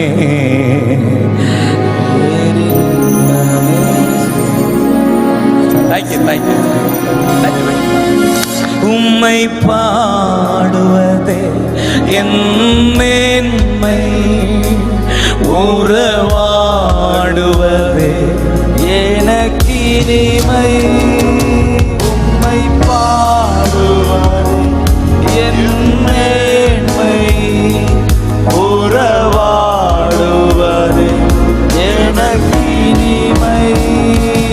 ஆனந்தமே உங்க சமூகமே. என்ஜாய் பண்ண மாட்டீங்களாடா? போனலையா? உந்தன் பிரசன்னமே, ஆனந்தமே உங்க சமூகமே. இன்பமே உந்தன் பிரசன்னமே. ஆராதனை ஆராதனை ஆராதனை ஆராதனை ஆராதனை ஆராதனை ஆராதனை ஆராதனை. இல்ல நான் வேண்டாம். நம்மளை ப்ரொஜெக்ட் பண்ண ஆரம்பிச்சுட்டாலே அங்க விஷயம் அங்க தப்பு நடக்குன்னு அர்த்தம். பாட்டுல ஆராதனை இல்லை, கிருபை. தாழ்மையா சொல்லுவேன், தேவ சமூகத்துக்கு போய் நான் வீட்டுக்குள்ள போனா டயர்டா இருக்கும் இல்ல. சில நேரம் 1 வாரம் கழிச்சு போவேன், 10 நாள் கழிச்சு போவேன், 3 நாள் முடிச்சு கூட போவேன். ஆனா போன உடனே பெட்ல போய் படுக்கணும்னு அவ்வளவு டயர்டா இருக்கு. ஆனா படுக்க போக மாட்டேன், நேர ஜெப ரூமுக்கு போவேன், மழைநாள் போட்டு அழுவேன், என்னை பயன்படுத்தினீங்களே அப்படின்னு சொல்லிட்டு என்னை கொட்டுவேன். சரியா இருக்கணும், இதுல எங்கேயாவது பெருமை வந்துட்டா, ஏதாவது சரியில்லையா என்னாலன்னு சொல்லுகிறதற்கு நான் பாடினேன், நான் பிரசங்கம் பண்ணேன், நான் ஆராதிச்சேன், நான் இப்படி சொன்னேன். பெருமையா என்னை பத்தி பேசின ஆட்களுடைய அந்த வார்த்தையெல்லாம் கேன்சல் பண்ணி என்னை கமிட் பண்ணிட்டு அப்படியே துதிச்சியா என்னை ஃப்ரீ ஆக்குனதுக்கு அப்புறம் தான் நான் படுக்கைக்க போறேன். எங்கேயும் போய் ஒட்டிக்க கூடாது. நான் ஜெபிச்சதுனால தான் இது நடந்தது, நான் பிரசங்கம் பண்ணதுனால தான் இது நடந்தது, நான் ஊழியம் செஞ்சதுனா நீங்க இல்லாம எது வேணாலும் அவரை செய்ய முடியும். உள்ளதை அவமாக்கும்படி இல்லாதவைகளை தெரிந்து கொள்ளுகிறவர், ஞானிகளை வெட்கப்படுத்தும்படி பைத்தியமானவைகளை தெரிந்து கொள்ளுகிறவர், பலவான வெட்கப்படுத்தும்படி பலவீனர்களை, உலகத்தில் இழிவானவைகளை அற்பமானவைகளையும் தெரிந்து கொள்ளுகிறவர், யார வேணாலும் பயன்படுத்துவார். இங்க நான் சொல்றதுக்கு மேட்டரே இல்லை. ஹல்லேலூயா. மோசே 40 வயசுல வாக்கு வல்லவன், கற்று தேர்ந்தவன், யுத்தத்தில் வல்லவன், அவரை மாதிரி well educated, well knowledge, well qualified person ஒருத்தரும் கிடையாது. 40 வயசுல ஒத்த ஆளா ஒருத்தனை கொன்னு அவனே அடக்காரதனை பண்ணியிருக்கான் பாருங்க, தனி ஆளாவ தோத்திரம் போட்டிருக்கான் பாருங்க. இல்ல 40 வயசுல ஆண்ட நான் தான் ரட்சிக்க போறேன் இஸ்ரவேல் ஜனங்களை எகிப்தில இருந்து அப்படின்னு நினைச்சிட்டு போன ஆண்டவர் ஓடிடுறா அப்படின்ட்டாரு, யூ ஆர் ரிஜெக்டட் அப்படின்ட்டாரு. ஆனா 80 வயசுல நம்ம ஆளு வனாந்திரத்துல நின்று முச்சடியில கர்த்தர் தரிசனமாய் தோன்றி சொல்கிற, மோசே மோசே என் ஜனத்தின் உபத்திரவத்தை பார்க்கவே பார்த்தேன், ஆளோட்டைகள் நிமித்தம் விடுகிற கூக்குரலை கேட்கவே கேட்டேன், பெருமூச்சின் சத்தம் தேவ சமூகத்தில் எட்டியது, இஸ்ரவேல் ஜனங்களின் ஜீவனை எகிப்தியர் கசப்பாக்கினதை நான் பார்த்தேன்ப்பா. நான் உன்னை இஸ்ரவேல் ஜனங்களுக்கு உன்னை நான் ஆண்டவனா, உன்னை மேய்ப்பனா, பாரு பார்வோனுக்கு உன்னை தகப்பனா, உன்னை ஆண்டவனா நான் மாத்துவேன், போய் பாரு, அவனை விடுதலை யாக்குவேன், வெள்ளமில்லை கரத்தினால் ஓங்கி போய்த்தினாலும் விடுதலை யாக்கி உன்னை பாலும் தேனும் ஓடுகிற தேசத்துக்கு கொண்டு போவேன்னு சொன்னா, இவர் நம்மாலு பெப்ப அப்படிங்கிறான். வாக்கு வல்லவன், கற்று தேர்ந்தவன், யுத்தத்தில் சிறந்தவன். Oh what a glorious man. 40 வயசுல நம்மால ரிஜெக்டட்னாரு. இப்ப சொல்றாரு, இல்ல எனக்கு பேச்சு வரல, வாய் வரல, ஒண்ணு வரல, அது வரல, இது வரல, எதுவும் வரல. ஏன் எதுவும் வரல இதுலயா? இப்பதான் you are now qualified, you are not educated, no problem, come. hey you are not unqualified, please come. ஆண்டவரே எனக்கு பைபிள் தெரியாது, வாடா தங்கம். பாட்டு தெரியாது, வாடா தங்கம். காடு தெரியாது, வாடா தங்கம். பாட தெரியாது, வா வா வா வா வா வா. கை தட்டு, வாயா தர.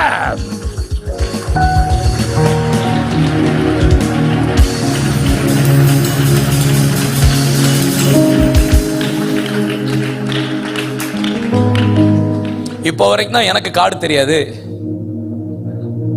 எனக்கு தெரியாதுன்றது இந்த 3 பயல்களுக்கு தெரியும்.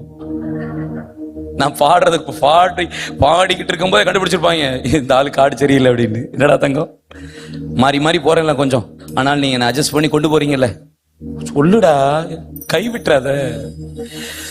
எனக்கு இன்னைக்கு வரைக்கும் காடு தெரியாது, ஸ்கேல் தெரியாது, டியூன் தெரியாது. நமக்கு தெரிஞ்ச காடு சுடுகாடுன்றது தான் உலகத்துக்கே தெரியும். ஆமென். நமக்கு தெரிஞ்ச ஸ்கேல் அடி ஸ்கேல் மட்டும்தான். ஆனாலும் ஆனந்தமே உம் சமூகமே. I'm not qualified, I'm not educated, I'm not worshiper, I'm not a singer, I'm not a preacher, I'm not a teacher, I'm not a prophet. But கர்த்தர் என்ன பயன்படுத்துறார்ல, அதுதான் கிருபை. நான் சொல்றதுக்கு இங்க ஒண்ணு இல்ல.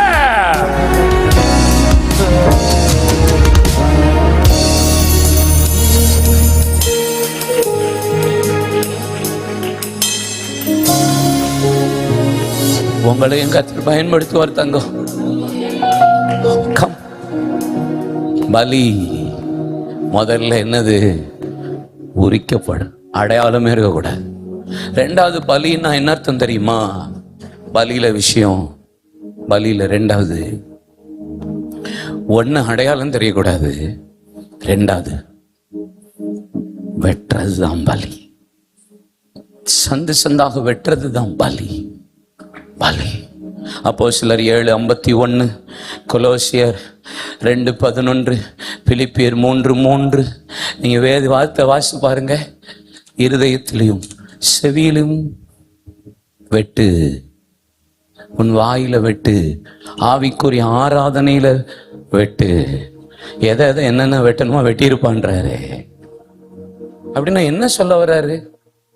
என்ன சொல்ல வர்றாரு? எதை கேட்கணுமோ. இந்த மோசையை மலைக்கு கூப்பிட்டார்ல ஏசப்பா, இதா கூப்பிட்டாரா இல்ல? மோசைக்கு கூப்பிட்டுட்டு சொன்ன விஷயம் என்ன தெரியுமா?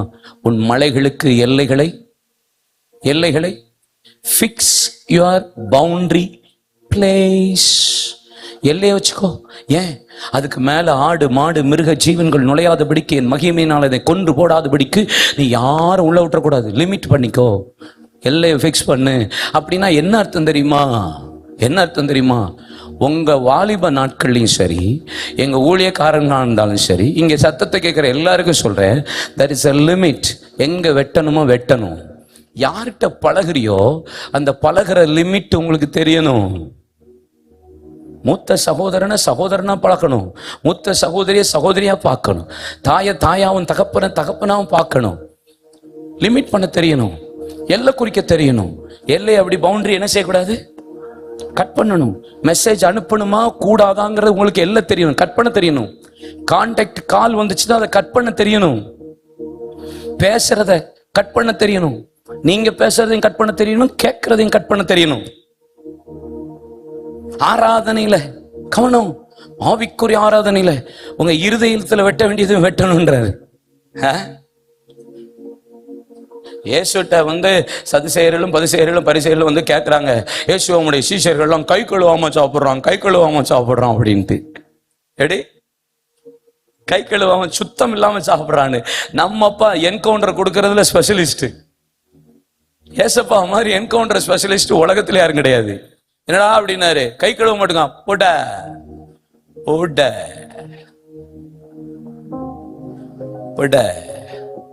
தெரியும்டா. கை கழுவாம சாப்பிட்டா பின்னாடி அது பாட்டுக்கு காலையில போகுது, உனக்கு என்ன பிரச்சனை? அவர் சொல்றாரு, பின்னாடி ஆசன வழியா அது பாட்டு போகும், உனக்கு என்ன பிரச்சனை? ஆனா இருதயத்திலிருந்து உள்ள வருகிற வச்சாரம், வேசித்தனம், களவு, கொலை, மார்க்க வேதம், சண்டை, முறுமுறுப்பு, கசப்பு எல்லாம் தான் என் மனுஷனை தீட்டுப்படுத்துது. நீ உள்ள வண்டையா உள்ள வச்சுக்கிட்டு வெளியே பெரிய சுத்திகரிப்பு. நீ உள்ளதான். ஹார்ட்ல மொத்தம் 4 ரூம் இருக்கான். எத்தனை ரூம் இருக்கான்? எத்தனை ரூம்? 4 ரூம்ஸ் இருக்கு. தெரியுமில்லப்பா சயின்ஸு? சயின்ஸு தெரியுமாடா? 4 ரூம் தானடா. ஆளுக்கு ஒரு ரூம் வாடகை விட்டுறாங்கடா.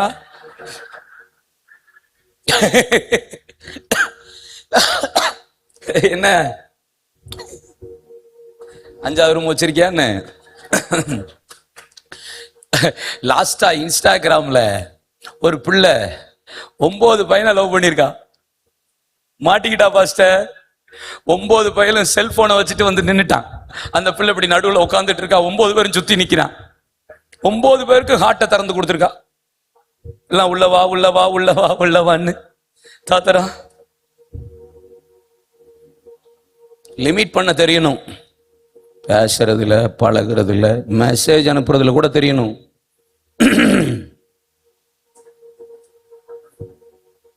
அக்கா அக்கா அக்கா அக்கா அக்கா அக்காங்க அக்கான தான் கல்றையான் கல்யாணமே முடிக்கிறான். அண்ணன் அண்ணன் அண்ணன் அண்ணன் எங்க அண்ணனை தான் கடைசியில கல்யாணமே முடிக்கிறான். நம்மாலி பொல்லாத பயவிலையில இருக்காளுங்க. இதுல வேற மெசேஜ் அனுப்பி ஊழியம் செய்யறாங்க. மெசேஜ்லயே ஊழியம். அது அட்டு ஊழியம், அட்டு ஊழியம், அட்டு ஊழியம், அட்டு ஊழியம். மெசேஜ்லயே ஊழியம். உங்கள் துக்கம் சந்தோஷமாய் மாறும். இவன் அனுப்புறான், அவ அங்கிருந்து அனுப்புறா. அவர் உன்னை விசாரிக்கிறவரானபடியால் கவலைகள் எல்லாம் என் மீது வைத்து விடுங்க. உடனே இவன் இங்க இருந்து அனுப்புறான், நான் உன்னை விட்டு விலகுவதும் இல்லை, உன்னை கைவிடுவதும் இல்லை.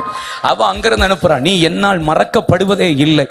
இவ இங்க இருந்து அனுப்புறான், மரண பரியந்தம் நான் உன்னை விட்டு விடுவதே இல்லை, உலகத்தின் முடிவு பரியந்தம் நான் உன்னுடனே கூட இருப்பேன்.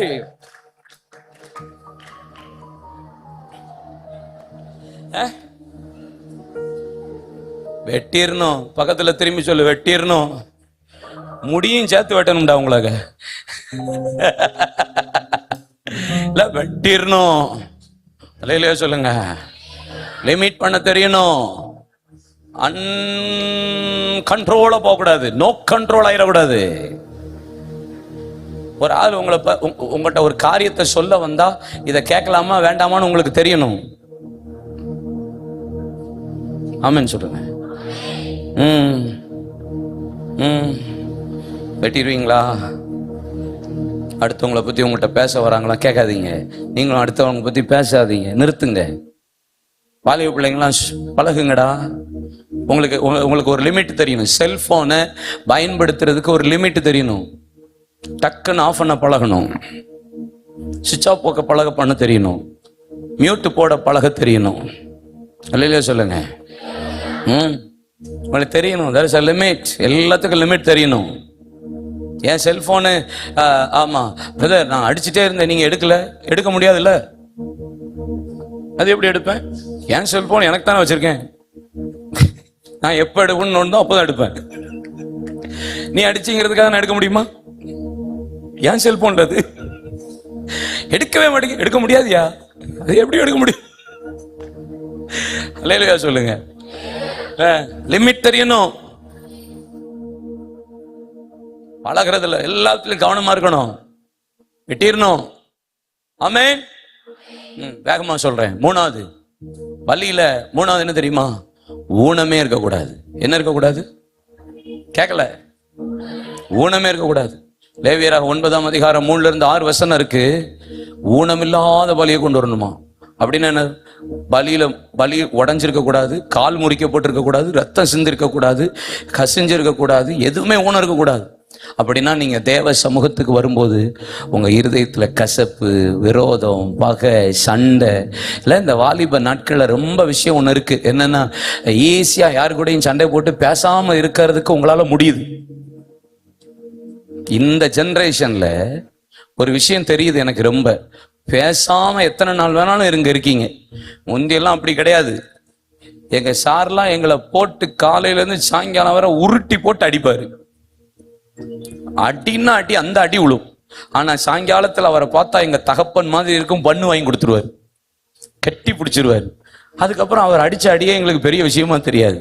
ஆனா இப்ப நம்ம பயலுக வாத்தி வெளியே வா, உன்னை காலி பண்ணாம விடுறதும், ஆமா உன்னை போட்டுறேன் பாரு அப்படின்ட்டான். இல்ல நம்ம வாத்தி பயலுக பிள்ளைகள் அப்படிதான் இருக்காளுங்க.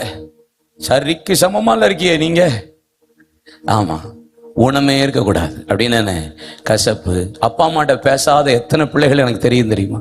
என்கிட்ட பேசவே மாட்டேன்னு சொல்ற அப்பா அம்மா என்கிட்ட எத்தனை பேர் இருக்காங்க. வெளியே பேசுறா, வீட்டுல பேசவே மாட்டேங்கிறா. பையங்க உண்டு, பிள்ளைகள் உண்டு. ஊனம் இருக்கு. உன்ட்ட உன்கிட்ட ஊனம் இருக்கு. இனி எப்படி நம்ம ஜெபம் பண்ற ஜெபத்துக்கு இயேசு பதில் கொடுக்கணும்ல, ஆராதனையை கர்த்தர் அங்கீகரிக்கணும்ல, எழுப்புதலை கர்த்தர் தரணும்ல. பேசாம வைராக்கியத்தோட இருக்கிற வாழ்க்கை இருந்தா எப்படி? கலாத்திய சபைக்கு சொல்லுகிறார், இல்ல மாம்சத்துக்குரிய வைராக்கியம் ஆகாது, ஆவிக்குரிய வைராக்கியம். ஓகே, மாம்சத்துல வைராக்கியம் பாராட்டுனா ஒரு பிரயோஜனமும் இல்லையே. மாம்சத்துக்குரிய வைராக்கியம் பாராட்டாதீங்க இந்த வாலிப நாட்கள்ல. மாம்சத்துக்குரிய வைராக்கியம் சில காரியத்துல அடம் பிடிக்கிறது, அடமெண்ட் ஸ்பிரிட் இருக்கவே கூடாது. பிடிவாதம். வாலிப நாட்கள் அதிகமா வர்ற ஒரு விஷயம் என்ன தெரியுமா? பிடிவாதம். போட்டா விசிலுக்கு தான் போடுவேன்றது. உங்களெல்லாம் வெளுக்கணும்டா. அல்லேலூயா. லைவா போவது கட் பண்ணு, கொஞ்சம் குறிப்பிட்ட பேசுவோம். கட் பண்ணிட்டியா தங்கம்? நாலாவது பலி தான் சொல்றேன். பலினா வலிக்கணும், வலிக்கிறது தான் பலி. சொல்லுங்க. கேட்கல வலிக்குதான், அதான் பலி. அப்படின்னா என்ன பிரதர்? இவ்வளவு வெக்க இருக்குல்ல, வெக்க இருந்தாலும் ஆட்டாம உட்கார்ந்து இருந்தீங்கன்னா தான் அதான் பலி. புரியுதுல? இப்ப முழங்கால் போட்டுட்டு முழங்காலே நிப்போம். முழங்கால நின்றுட்டு உட்காரணும்னு நினைக்கிற நேரம் ஆண்டவர் ஆவியானவர் பேசி இன்னும் கொஞ்சம் ஜோமன்னு சொல்லும் போது வலிக்கிறது மத்தியிலும் திரும்பியும் ஜோமன்னு முழங்கால் போடுறோம்ல, அந்த வலிதான் பலி. உபவாசம் பண்ணுவோம். உபவாசம் பண்ற நேரத்துல பசிக்கும், ஏதாவது சாப்பிடலாம், ஏதாவது குடிக்கலாம் தோணும். ஆனாலும் பரவாயில்லை, தேசத்துக்காக இரவும் பகலும் என் ஜனம் அழிந்து போகிறது, இந்த காலத்துல மௌனமா இருந்தா வேறொரு இடத்துல இருந்து ரட்சிப்பு வரும் என்று சொல்லி தொடர்ந்து உபவாசம் பண்றதுக்கு ஆகாரத்தை ஒதுக்கிட்டு கஷ்டப்படுறேன். ஆனாலும் அந்த வலிக்குது, அதுதான் பலி. இரவு எத்தனை மணிக்கு படிச்சாலும் அதிகாலை 4:30 மணி 5 மணிக்கு எழும்பி தேவ சமூகத்தில் ஜெபிக்கணும்னு தோணுது, தூங்கினா நல்லா இருக்குன்னு தோணுது. ஆனாலும் தூக்கத்தின் மத்தியில திரும்ப முழங்கால் போட்டு பைபிளை வாசித்து தேவ சமூகத்தில் ஜெபிக்கிறல்ல, அதான் பலி. வலி.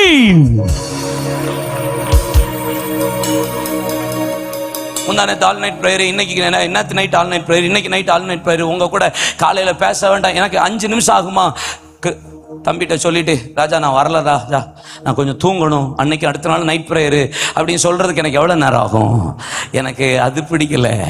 நான் தூங்கட்டாலும் பரவாயில்ல, என் பிள்ளைகளுக்குள்ள ஏதாவது நடந்துட்டா பரவாயில்ல, கஷ்டமாக தான் இருக்கு, வேதனையாக தான் இருக்கு, ஆனாலும் வலிக்குது இல்லை.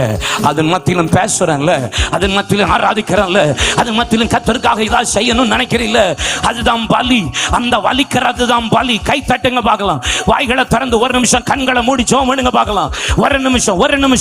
ஆண்டவரே, இந்த எழுப்புதலி காலத்துல இந்த வாலிபர் கூடுகையில ஆண்டவரே, வெல் சொபிஸ்டிகேட்டட் லைஃப் அல்ல, கஷ்டப்பட்டாலும் பலவீனப்பட்டாலும் வெக்க இருந்தாலும் ஸ்தோத்திரம், வலிச்சா அது பலி.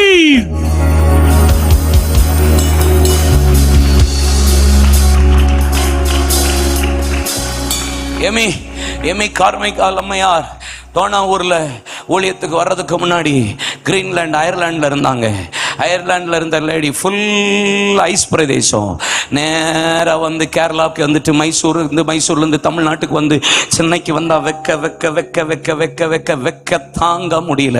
ரேனேஸ் ஐயா வாக்கரையா மூலியமாக எம்ஐக்கு ஒரு இன்விடேஷன் கொடுத்து, தோணாவூர் என்கிற ஒரு இடம் இருக்குது, இந்த இடத்துல பிள்ளைகள், வாலிப பிள்ளைகள் தேவதாசியாக விடப்படுறாங்க, பூசாரிகளுக்கு உபச்சாரத்துக்கு விடப்படுறாங்கன்னு சொல்றதை கேள்விப்பட்டு ரேனேஸ் ஐயா வாக்கரையாட்ட சொல்லிட்டு போய் அவளை கூப்பிடு, அந்த வாலிப பிள்ளையை கூப்பிடு, தரிசனத்தோடு வந்தாவே கூப்பிடுன்னு சொன்ன போது எம்மி அம்மாவுக்கு என்ன ஆச்சு தெரியுமா?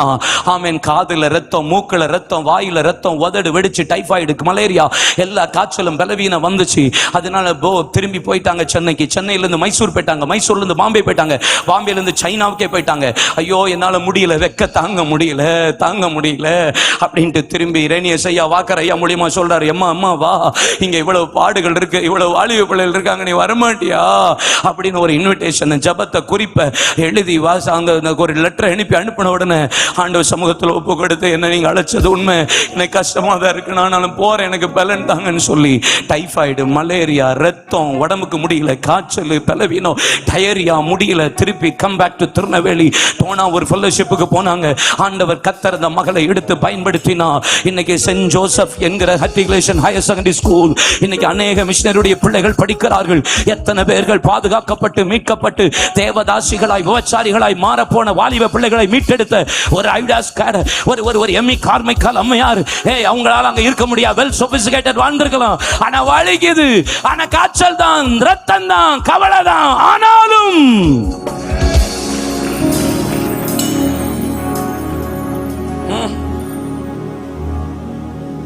கொஞ்ச நேரம் நம்மளால வைக்கையில உட்கார முடியல. ராஜஸ்தான்ல 300 கிலோமீட்டருக்கு ஒரு சர்ச்சு கிடையாதுப்பா. நம்ம ஏழு ஸ்டேட்ல பணித்தல ஊழியம் பார்க்கிறோம். ராஜஸ்தான்ல 300 கிலோமீட்டருக்கு no church, no pastor, no Bible, no believer. நம்மளாம் நல்லா இருக்கோம்ப்பா. அங்க 70, 80, 70s, 80sல வாழ்ந்த மாதிரி வாழ்ந்துகிட்டு இருக்காங்கப்பா. கஷ்டமா இருக்கு. நமக்கு நல்ல வாழ்றோம்ப்பா. சாக்ரிஃபைஸ் பண்ணணுமா இல்லையா, செய்யணுமா இல்லையாப்பா? பலிக்கும், அதான் பலி. ரோமர் 12:1-2 உங்களை ஜீவ பலியாக ஒப்பு கொடுக்க வேண்டும் என்று தேவனுடைய இரக்கங்களை முன்னிட்டு வேண்டிக் கொள்ளுகிறேன். இதுவே நீங்கள் செய்யத்தக்க புத்தியில் ஆராதனை, நன்மையும் பரிபூர்ண சித்தம் இன்னதென்று பகுத்தறியத்தக்க உங்கள் மனம் புதிதாகிறதுனால நீங்கள் மறுரூபமாகுங்கள். இது ஜீவ பலி. பலின்னா உயிர் உள்ளதா இருக்கணும். உயிர் உள்ளதா இருந்ததுன்னா என்ன ஆகும்னா, மனம் புதிதாகிறதுனாலே மறுரூபமாகுங்கள். அப்படின்னா என்ன? எல்லாத்தையும் வெட்ட வேண்டியதெல்லாம் வெட்ட சொல்றாரு, இல்ல உரிக்க வேண்டியதெல்லாம் உரிக்க சொல்றாரு. உள்ள இன்னர் மாற்றமும் நடக்கணும், அவுட் சைடும் நடக்கணும், இன்சைடும் நடக்கணும். நான் ஒரு காலத்துல குடிச்சுக்கிட்டு இருந்தேன். 6 நாள் குடிப்பேன். கல்லூரிக்கு கத்தியோட போயிருக்கேன். துன்மார்க்கமா வாழ்ந்திருக்கேன். அவ்வளவு கோவப்படுவேன். அவ்வளவு அசுத்தமான வாழ்க்கை, அருவருப்பான வாழ்க்கை. இன்னைக்கு மாற்றம். என்ன ஜீவ பலியா ஒப்பு கொடுக்க. சேஞ்சஸ். பேச்சு, நடக்க, அந்தரங்கம், வெளியரங்கம், ஜீவியம், ட்ரெஸ்ஸில் each and every activities, every attitude எல்லாமே கத்தர் மாத்திட்டா மாறுது. எல்லாம் மாறுது. ஆராதனை உன்னை மாத்தணும்.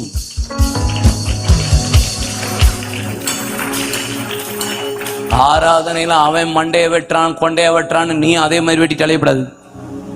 அவன் அப்படி போடுறான், இப்படி போடுறான், இப்படி செய்யறான், நீ அதையும் செஞ்சுட்டு இருக்க கூடாது. உங்களை மாத்திரவர் அவரு. மாறணுமா கூடாதா? ஆராதனை, துதி அப்படின்னு சொன்னாலே இதுதான் பலி. பலி, பலி, பலி. இரண்டாவது என்ன சொன்னார் தெரியுமா? மணியனடா, எகிப்தியனை சங்காரம் பண்ணுவது. ஒன்றை முடிச்சிருவா பாஸ்டர். எப்ப முடிக்கணும் பாஸ்டர்? பேசியா. அதுக்குதான் அவனை கூப்பிட்டு வந்திருக்கோம். பேசியா பேசியா கேட்போம்ல. சாப்பாடு இங்க தானே. நாளைக்கு ஆராதனை இருக்கு, ஊருக்கு போய் சேரணும்ல.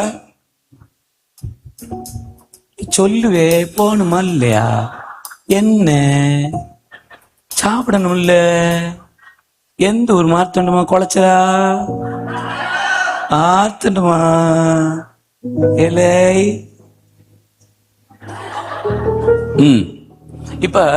இப்ப ஆராதனையின் கருத்துல 2 என்ன சொல்றாரு? எகிப்தியன. ஹல்லேலூயா. என்னோட ஒரு வசனம் திருப்புறீங்களா? ஏசியா தீர்க்கதரிசன புத்தகம் 31:3, ஐசியா சாப்டர் 31:3, 31:3. எகிப்தியன் தெய்வம் அல்ல, அவன் மனுஷன் தானே. எகிப்தினுடைய குதிரை ஆவி அல்ல, அது மாம்சம் தானே. அப்போ ஆண்டவர் என்ன சொல்றாரு? அது அழி அப்படின்னா மாம்சத்தையும் உலகத்தையும் நீ அழிச்சுதான் ஆகணும். எகிப்து மாம்சம், உலகம். யோவான் 16:33 சொல்லுகிறது, இயேசு உலகத்தை ஜெயித்தா. எதை ஜெயித்தா? உலகத்தை ஜெயித்தார். கலாத்தியர் 5:24 இயேசு பாவத்தை ஜெயித்தார். ரோமர் 7:4 இயேசு மாம்சத்தை ஜெயித்தார். மார்க் 10:16, லூக்கா 10:10, 18, 19 இயேசு பிசாசை ஜெயித்தார். 1 யோவான் 2:13, 14 இயேசு ஆண்டவர் அந்தி கிறிஸ்துவை ஜெயித்தார். 1 யோவான் 4:10, 12 வசனம் இயேசு பொல்லாங்கானனை ஜெயித்தார். வெளிப்படுத்தல் 12:11 இருந்து வசனத்தை வாசித்து பாருங்க. இயேசு மிருகத்தை ஜெயித்தார். 17 வலுசற்பத்தை ஜெயித்தார். 1 கொரிந்தியர் 15:55 இயேசு பாதாளத்தை ஜெயித்தார்.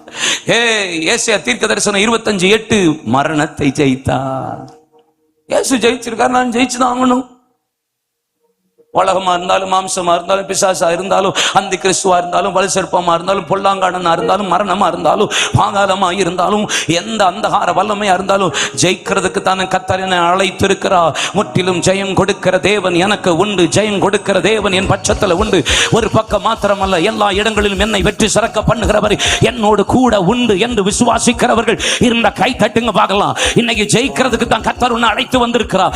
மாம்சத்தை, உலகத்தை, பிசாசை, அந்தகார வல்லமை, அந்த கிறிஸ்துவ வலி சர்ப்பத்தை, பொல்லாங்கானனை ஜெயிக்க.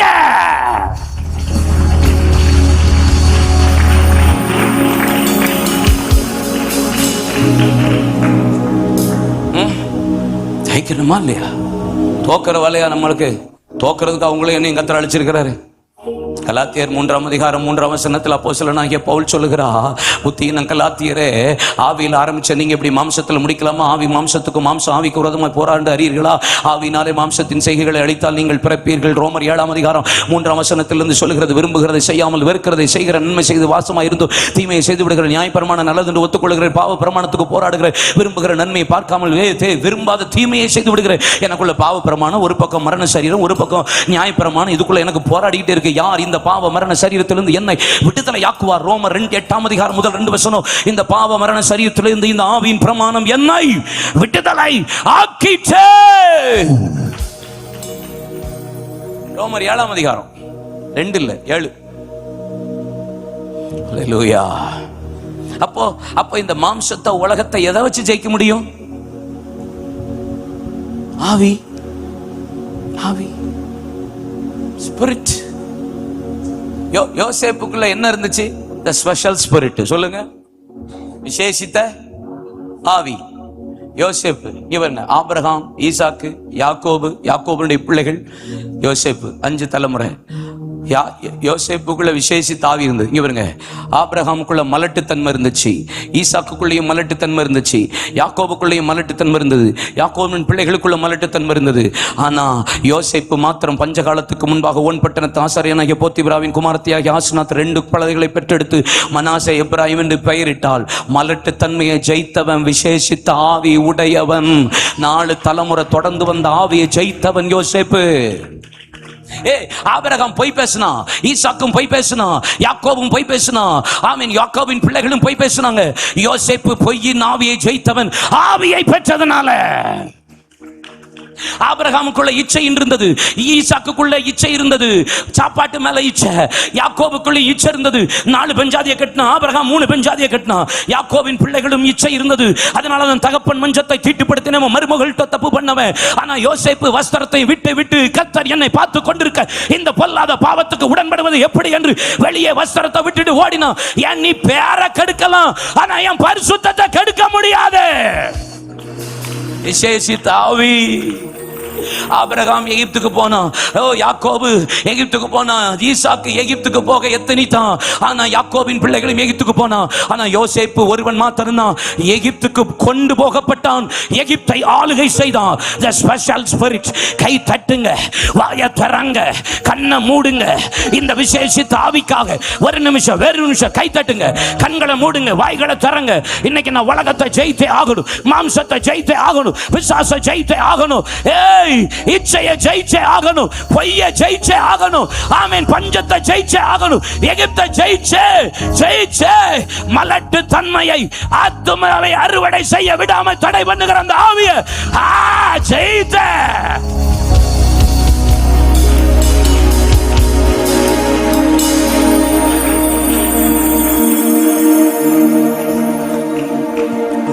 ஆனந்தமே உம் சமூகமே, பேரின்பமே உங்க பிரசன்னமே. ஆனந்தம் ஓ ஹல்லேலூயா, பேரின்பமே உந்தன் பிரசன்னமே இருக்கின்றே என்று சொன்னீரே, இருப்பதாலே நன்றி சொல்வேன். கமா இருக்கின்றே என்று சொன்னீரே, இருப்பதாலே நன்றி சொல்வேன். ஆனந்தமே உங்க சமூகமே, பேரின்பமே உந்தன் பிரசன்னமே. ஆனந்தமே உங்க சமூகமே, பேரின்பமே உந்தன் பிரசன்னமே. ஹல்லேலூயா.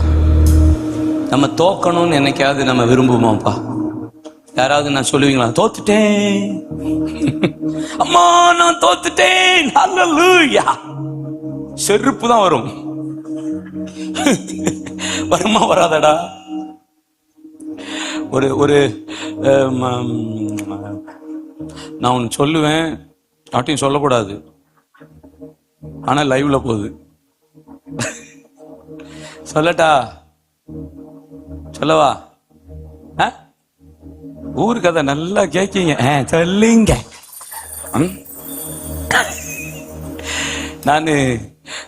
நான் இந்து குடும்பத்தில் தானே ஸ்கூல் படிக்கும் போது ப்ராக்ரஸ் கார்டு கொடுப்பாங்கல்ல, அப்போ கொடுத்தப்போ எங்க அப்பா ரொம்ப ஸ்ட்ரிக்டா இருப்பாரு, ஆனா ரொம்ப ஸ்ட்ரைட் ஃபார்வர்டு. எங்க அப்பா உள்ளதுன்னு சொன்னாதான் எங்க அப்பாவுக்கு ரொம்ப பிடிக்கும், பொய் சொன்னா பிடிக்காது. என்ன சேட்டையே செஞ்சிட்டாலும், ஆமா, ஸ்கூல் படிக்கும்போது பல சேட்டை பண்ணியிருக்கேன், ஆனா எங்க அப்பாட்ட போய் ஒத்துக்குவேன், சரிடா பாத்துக்கலாம் அப்படின்ட்டுருவாரு எங்க ஐயா. குடிச்சிட்டே போய் எங்க அம்மாட்ட குடிச்சேன் கொஞ்சம் அப்படின்னாங்க, கொஞ்சமா குடிம்பாங்க எங்க அம்மா. வாட் அ குட் மம்மி, தோத்துறோம். ஆனா எங்க அம்மாவோட அழுகை, ஜெபம், கண்ணீர் தான் என்னை இப்படி மாத்திருக்கு. அப்போ ஒரு நாள் ப்ராக்ரஸ் கார்டு கொடுத்தாங்களா, எங்கள் அப்பாட்ட தான் கையெழுத்து வாங்குவேன். அன்னைக்கு பார்த்து ப்ராக்ரஸ் கார்டு கொடுத்துட்டாங்க, ஒரு பாடம் ஃபெயில் ஆயிட்டு, ஒரு பாடம் ஃபெயிலு. ஆமாம், 17 மார்க்கு. எனக்கு அதை பார்த்துக்கிட்டு இருக்கேன், எனக்கு 77 தெரியுது, 17 தான், ஆனால் என் கண்ணுக்கு 77 அப்படிங்குது. சோதனை, ஹல்லேலூயா. எனக்கு அப்படி இருந்துச்சு. உடனே கர்த்தருடைய கிருபையினால அப்ப ரட்சிக்கப்படல. நான் இப்ப சும்மா சொல்றேன், உன்னை ஏழாக்கியாச்சு. ஏழாக்கிட்டு நேரம் எங்க அப்பாட்ட போய், எப்பா கையெழுத்து போடுங்கப்பா அப்படின்னு. எங்க அப்பா அப்படி ப்ராக்ரஸ் கார்டு அப்படி வாங்கி இப்படி என்ன பார்த்தாரு, காடை பார்த்தாரு, என்ன பார்த்தாரு, காடை பார்த்தாரு. அப்படி பார்த்துட்டு ப்ராக்ரஸ் கார்டை அப்படி டீப்பால தூக்கி போட்டு, எங்க இருந்து தான் கால் வந்ததே தெரியாது, சர்ன்னு ஒரு மிதி, எப்பா அப்படின்னு எடுத்துட்டு ஓடிரு, கையெழுத்தா உங்க அம்மாட்ட போய் வாங்கிக்கோ, கையெழுத்தால வாங்க வர அப்படின்னு. நானும் ப்ராக்ரஸ் கார்டை எடுத்துட்டு, நம்ம என்ன தப்பு பண்ணோம் இப்படி கால்களினாலே மிதி வாங்குகிறதற்கு அப்படின்னு சொல்லிட்டு ப்ராக்ரஸ் கார்டு அப்படி பார்த்துட்டு அப்படி நடந்து போய் கொண்டிருக்கும் போதுதான் எனக்கு தெரிய வந்தது, அந்த 77க்கு கீழே போட்ட ரெட்டிங்க அழிக்காம கொண்டு போய் நான் எங்க அப்பா அப்போ ஒன்னு கழுத ரெட்டிங்க அழிச்சிட்டு ஒன்னை ஆளாக்கி இருக்கணும். கீழே ரெட்டிங்கையும் கொண்டு போய் 77 இருந்துச்சுன்னா எங்க ஐயா என்ன செய்வாரு? பல பேரெல்லாம் குறுக்கு வழி குறுக்கு வழியில விக்டரி, குறுக்கு வழியில ஜெயம், குறுக்கு வழியில நான் ஜெயிச்சிட்டேன் அப்படின்னு சொல்றது. அம்மா நான் பாஸ் ஆயிட்டேன், எல்லாம் குறுக்கு வழி. இல்ல குறுக்கு வழியில ஜெயிக்கிறதெல்லாம் கதை நடக்காது. ஆண்டவர் இந்த பகல் வேளையில ஆவியில ஜெயிக்கிற ஒரு கூட்டம் எழும்பணும். ஜெயிச்சிட்டேன் இமேஜினேஷன் ஸ்பிரிட்ல உண்மையாகவே மாம்சத்தை, உலகத்தை, பிசாச ஜெயிக்கிற ஒரு கூட்டம் இந்த இடத்துல எழும்பட்டும். கரெக்டா 5 நிமிஷத்துல நான் முடிக்க போறேன். 5 minutes கடைசியான வார்த்தை. அதுல தான் அவ்வளவு பிரசங்கம் இருக்கு. ஆனா வேகம் சொல்ல போறேன். அவன் சகோதரர்களுக்குள்ள மேன்மை கணம் பெற்றவனா இருந்தான். யாபேஸ் கணம் பெற்றவனா இருந்தான். அப்படின்னா என்ன சொல்ல வராரு? மீகா 1:6 மீகா 1:6 வேதம் சொல்லுகிறது, நான் பிதாவானால் எனக்குரிய கனம் எங்கே? நான் எஜமானனானால் எனக்கு பயப்படுகிற பயம் எங்கே? 1 சாமுவேல் 2:30 வேதம் சொல்லுகிறது, என்னை கனம் பண்ணுகிறவர்களை நான் கனம் பண்ணுவேன், என்னை கனவீனப்படுத்துகிறவர்களை நான் கனவீனப்படுத்துவேன். சகோதரர்களுக்குள்ள கனமுற்றவனா இருந்தான்னா கர்த்தரை கனம் பண்ணுகிற ஒருத்தனாலதான் ஆண்டவர் அவனை கனம் பண்ண முடியும். நான் சொன்ன தீர்க்க தரிசனங்களும் வாக்கு தத்தங்களும் இந்த ஏழையின் பிள்ளைகளின் குடும்பத்திற்கு தூரமாய் இருப்பதாக நான் நிச்சயமா நிறைவேற்றுவேன் என்று நினைத்திருந்த பல வாக்கு தத்தங்களும் ஆசீர்வாத தீர்க்க தரிசனங்களும் ஏழையின் குடும்பத்துக்கு இனி கிடையாது.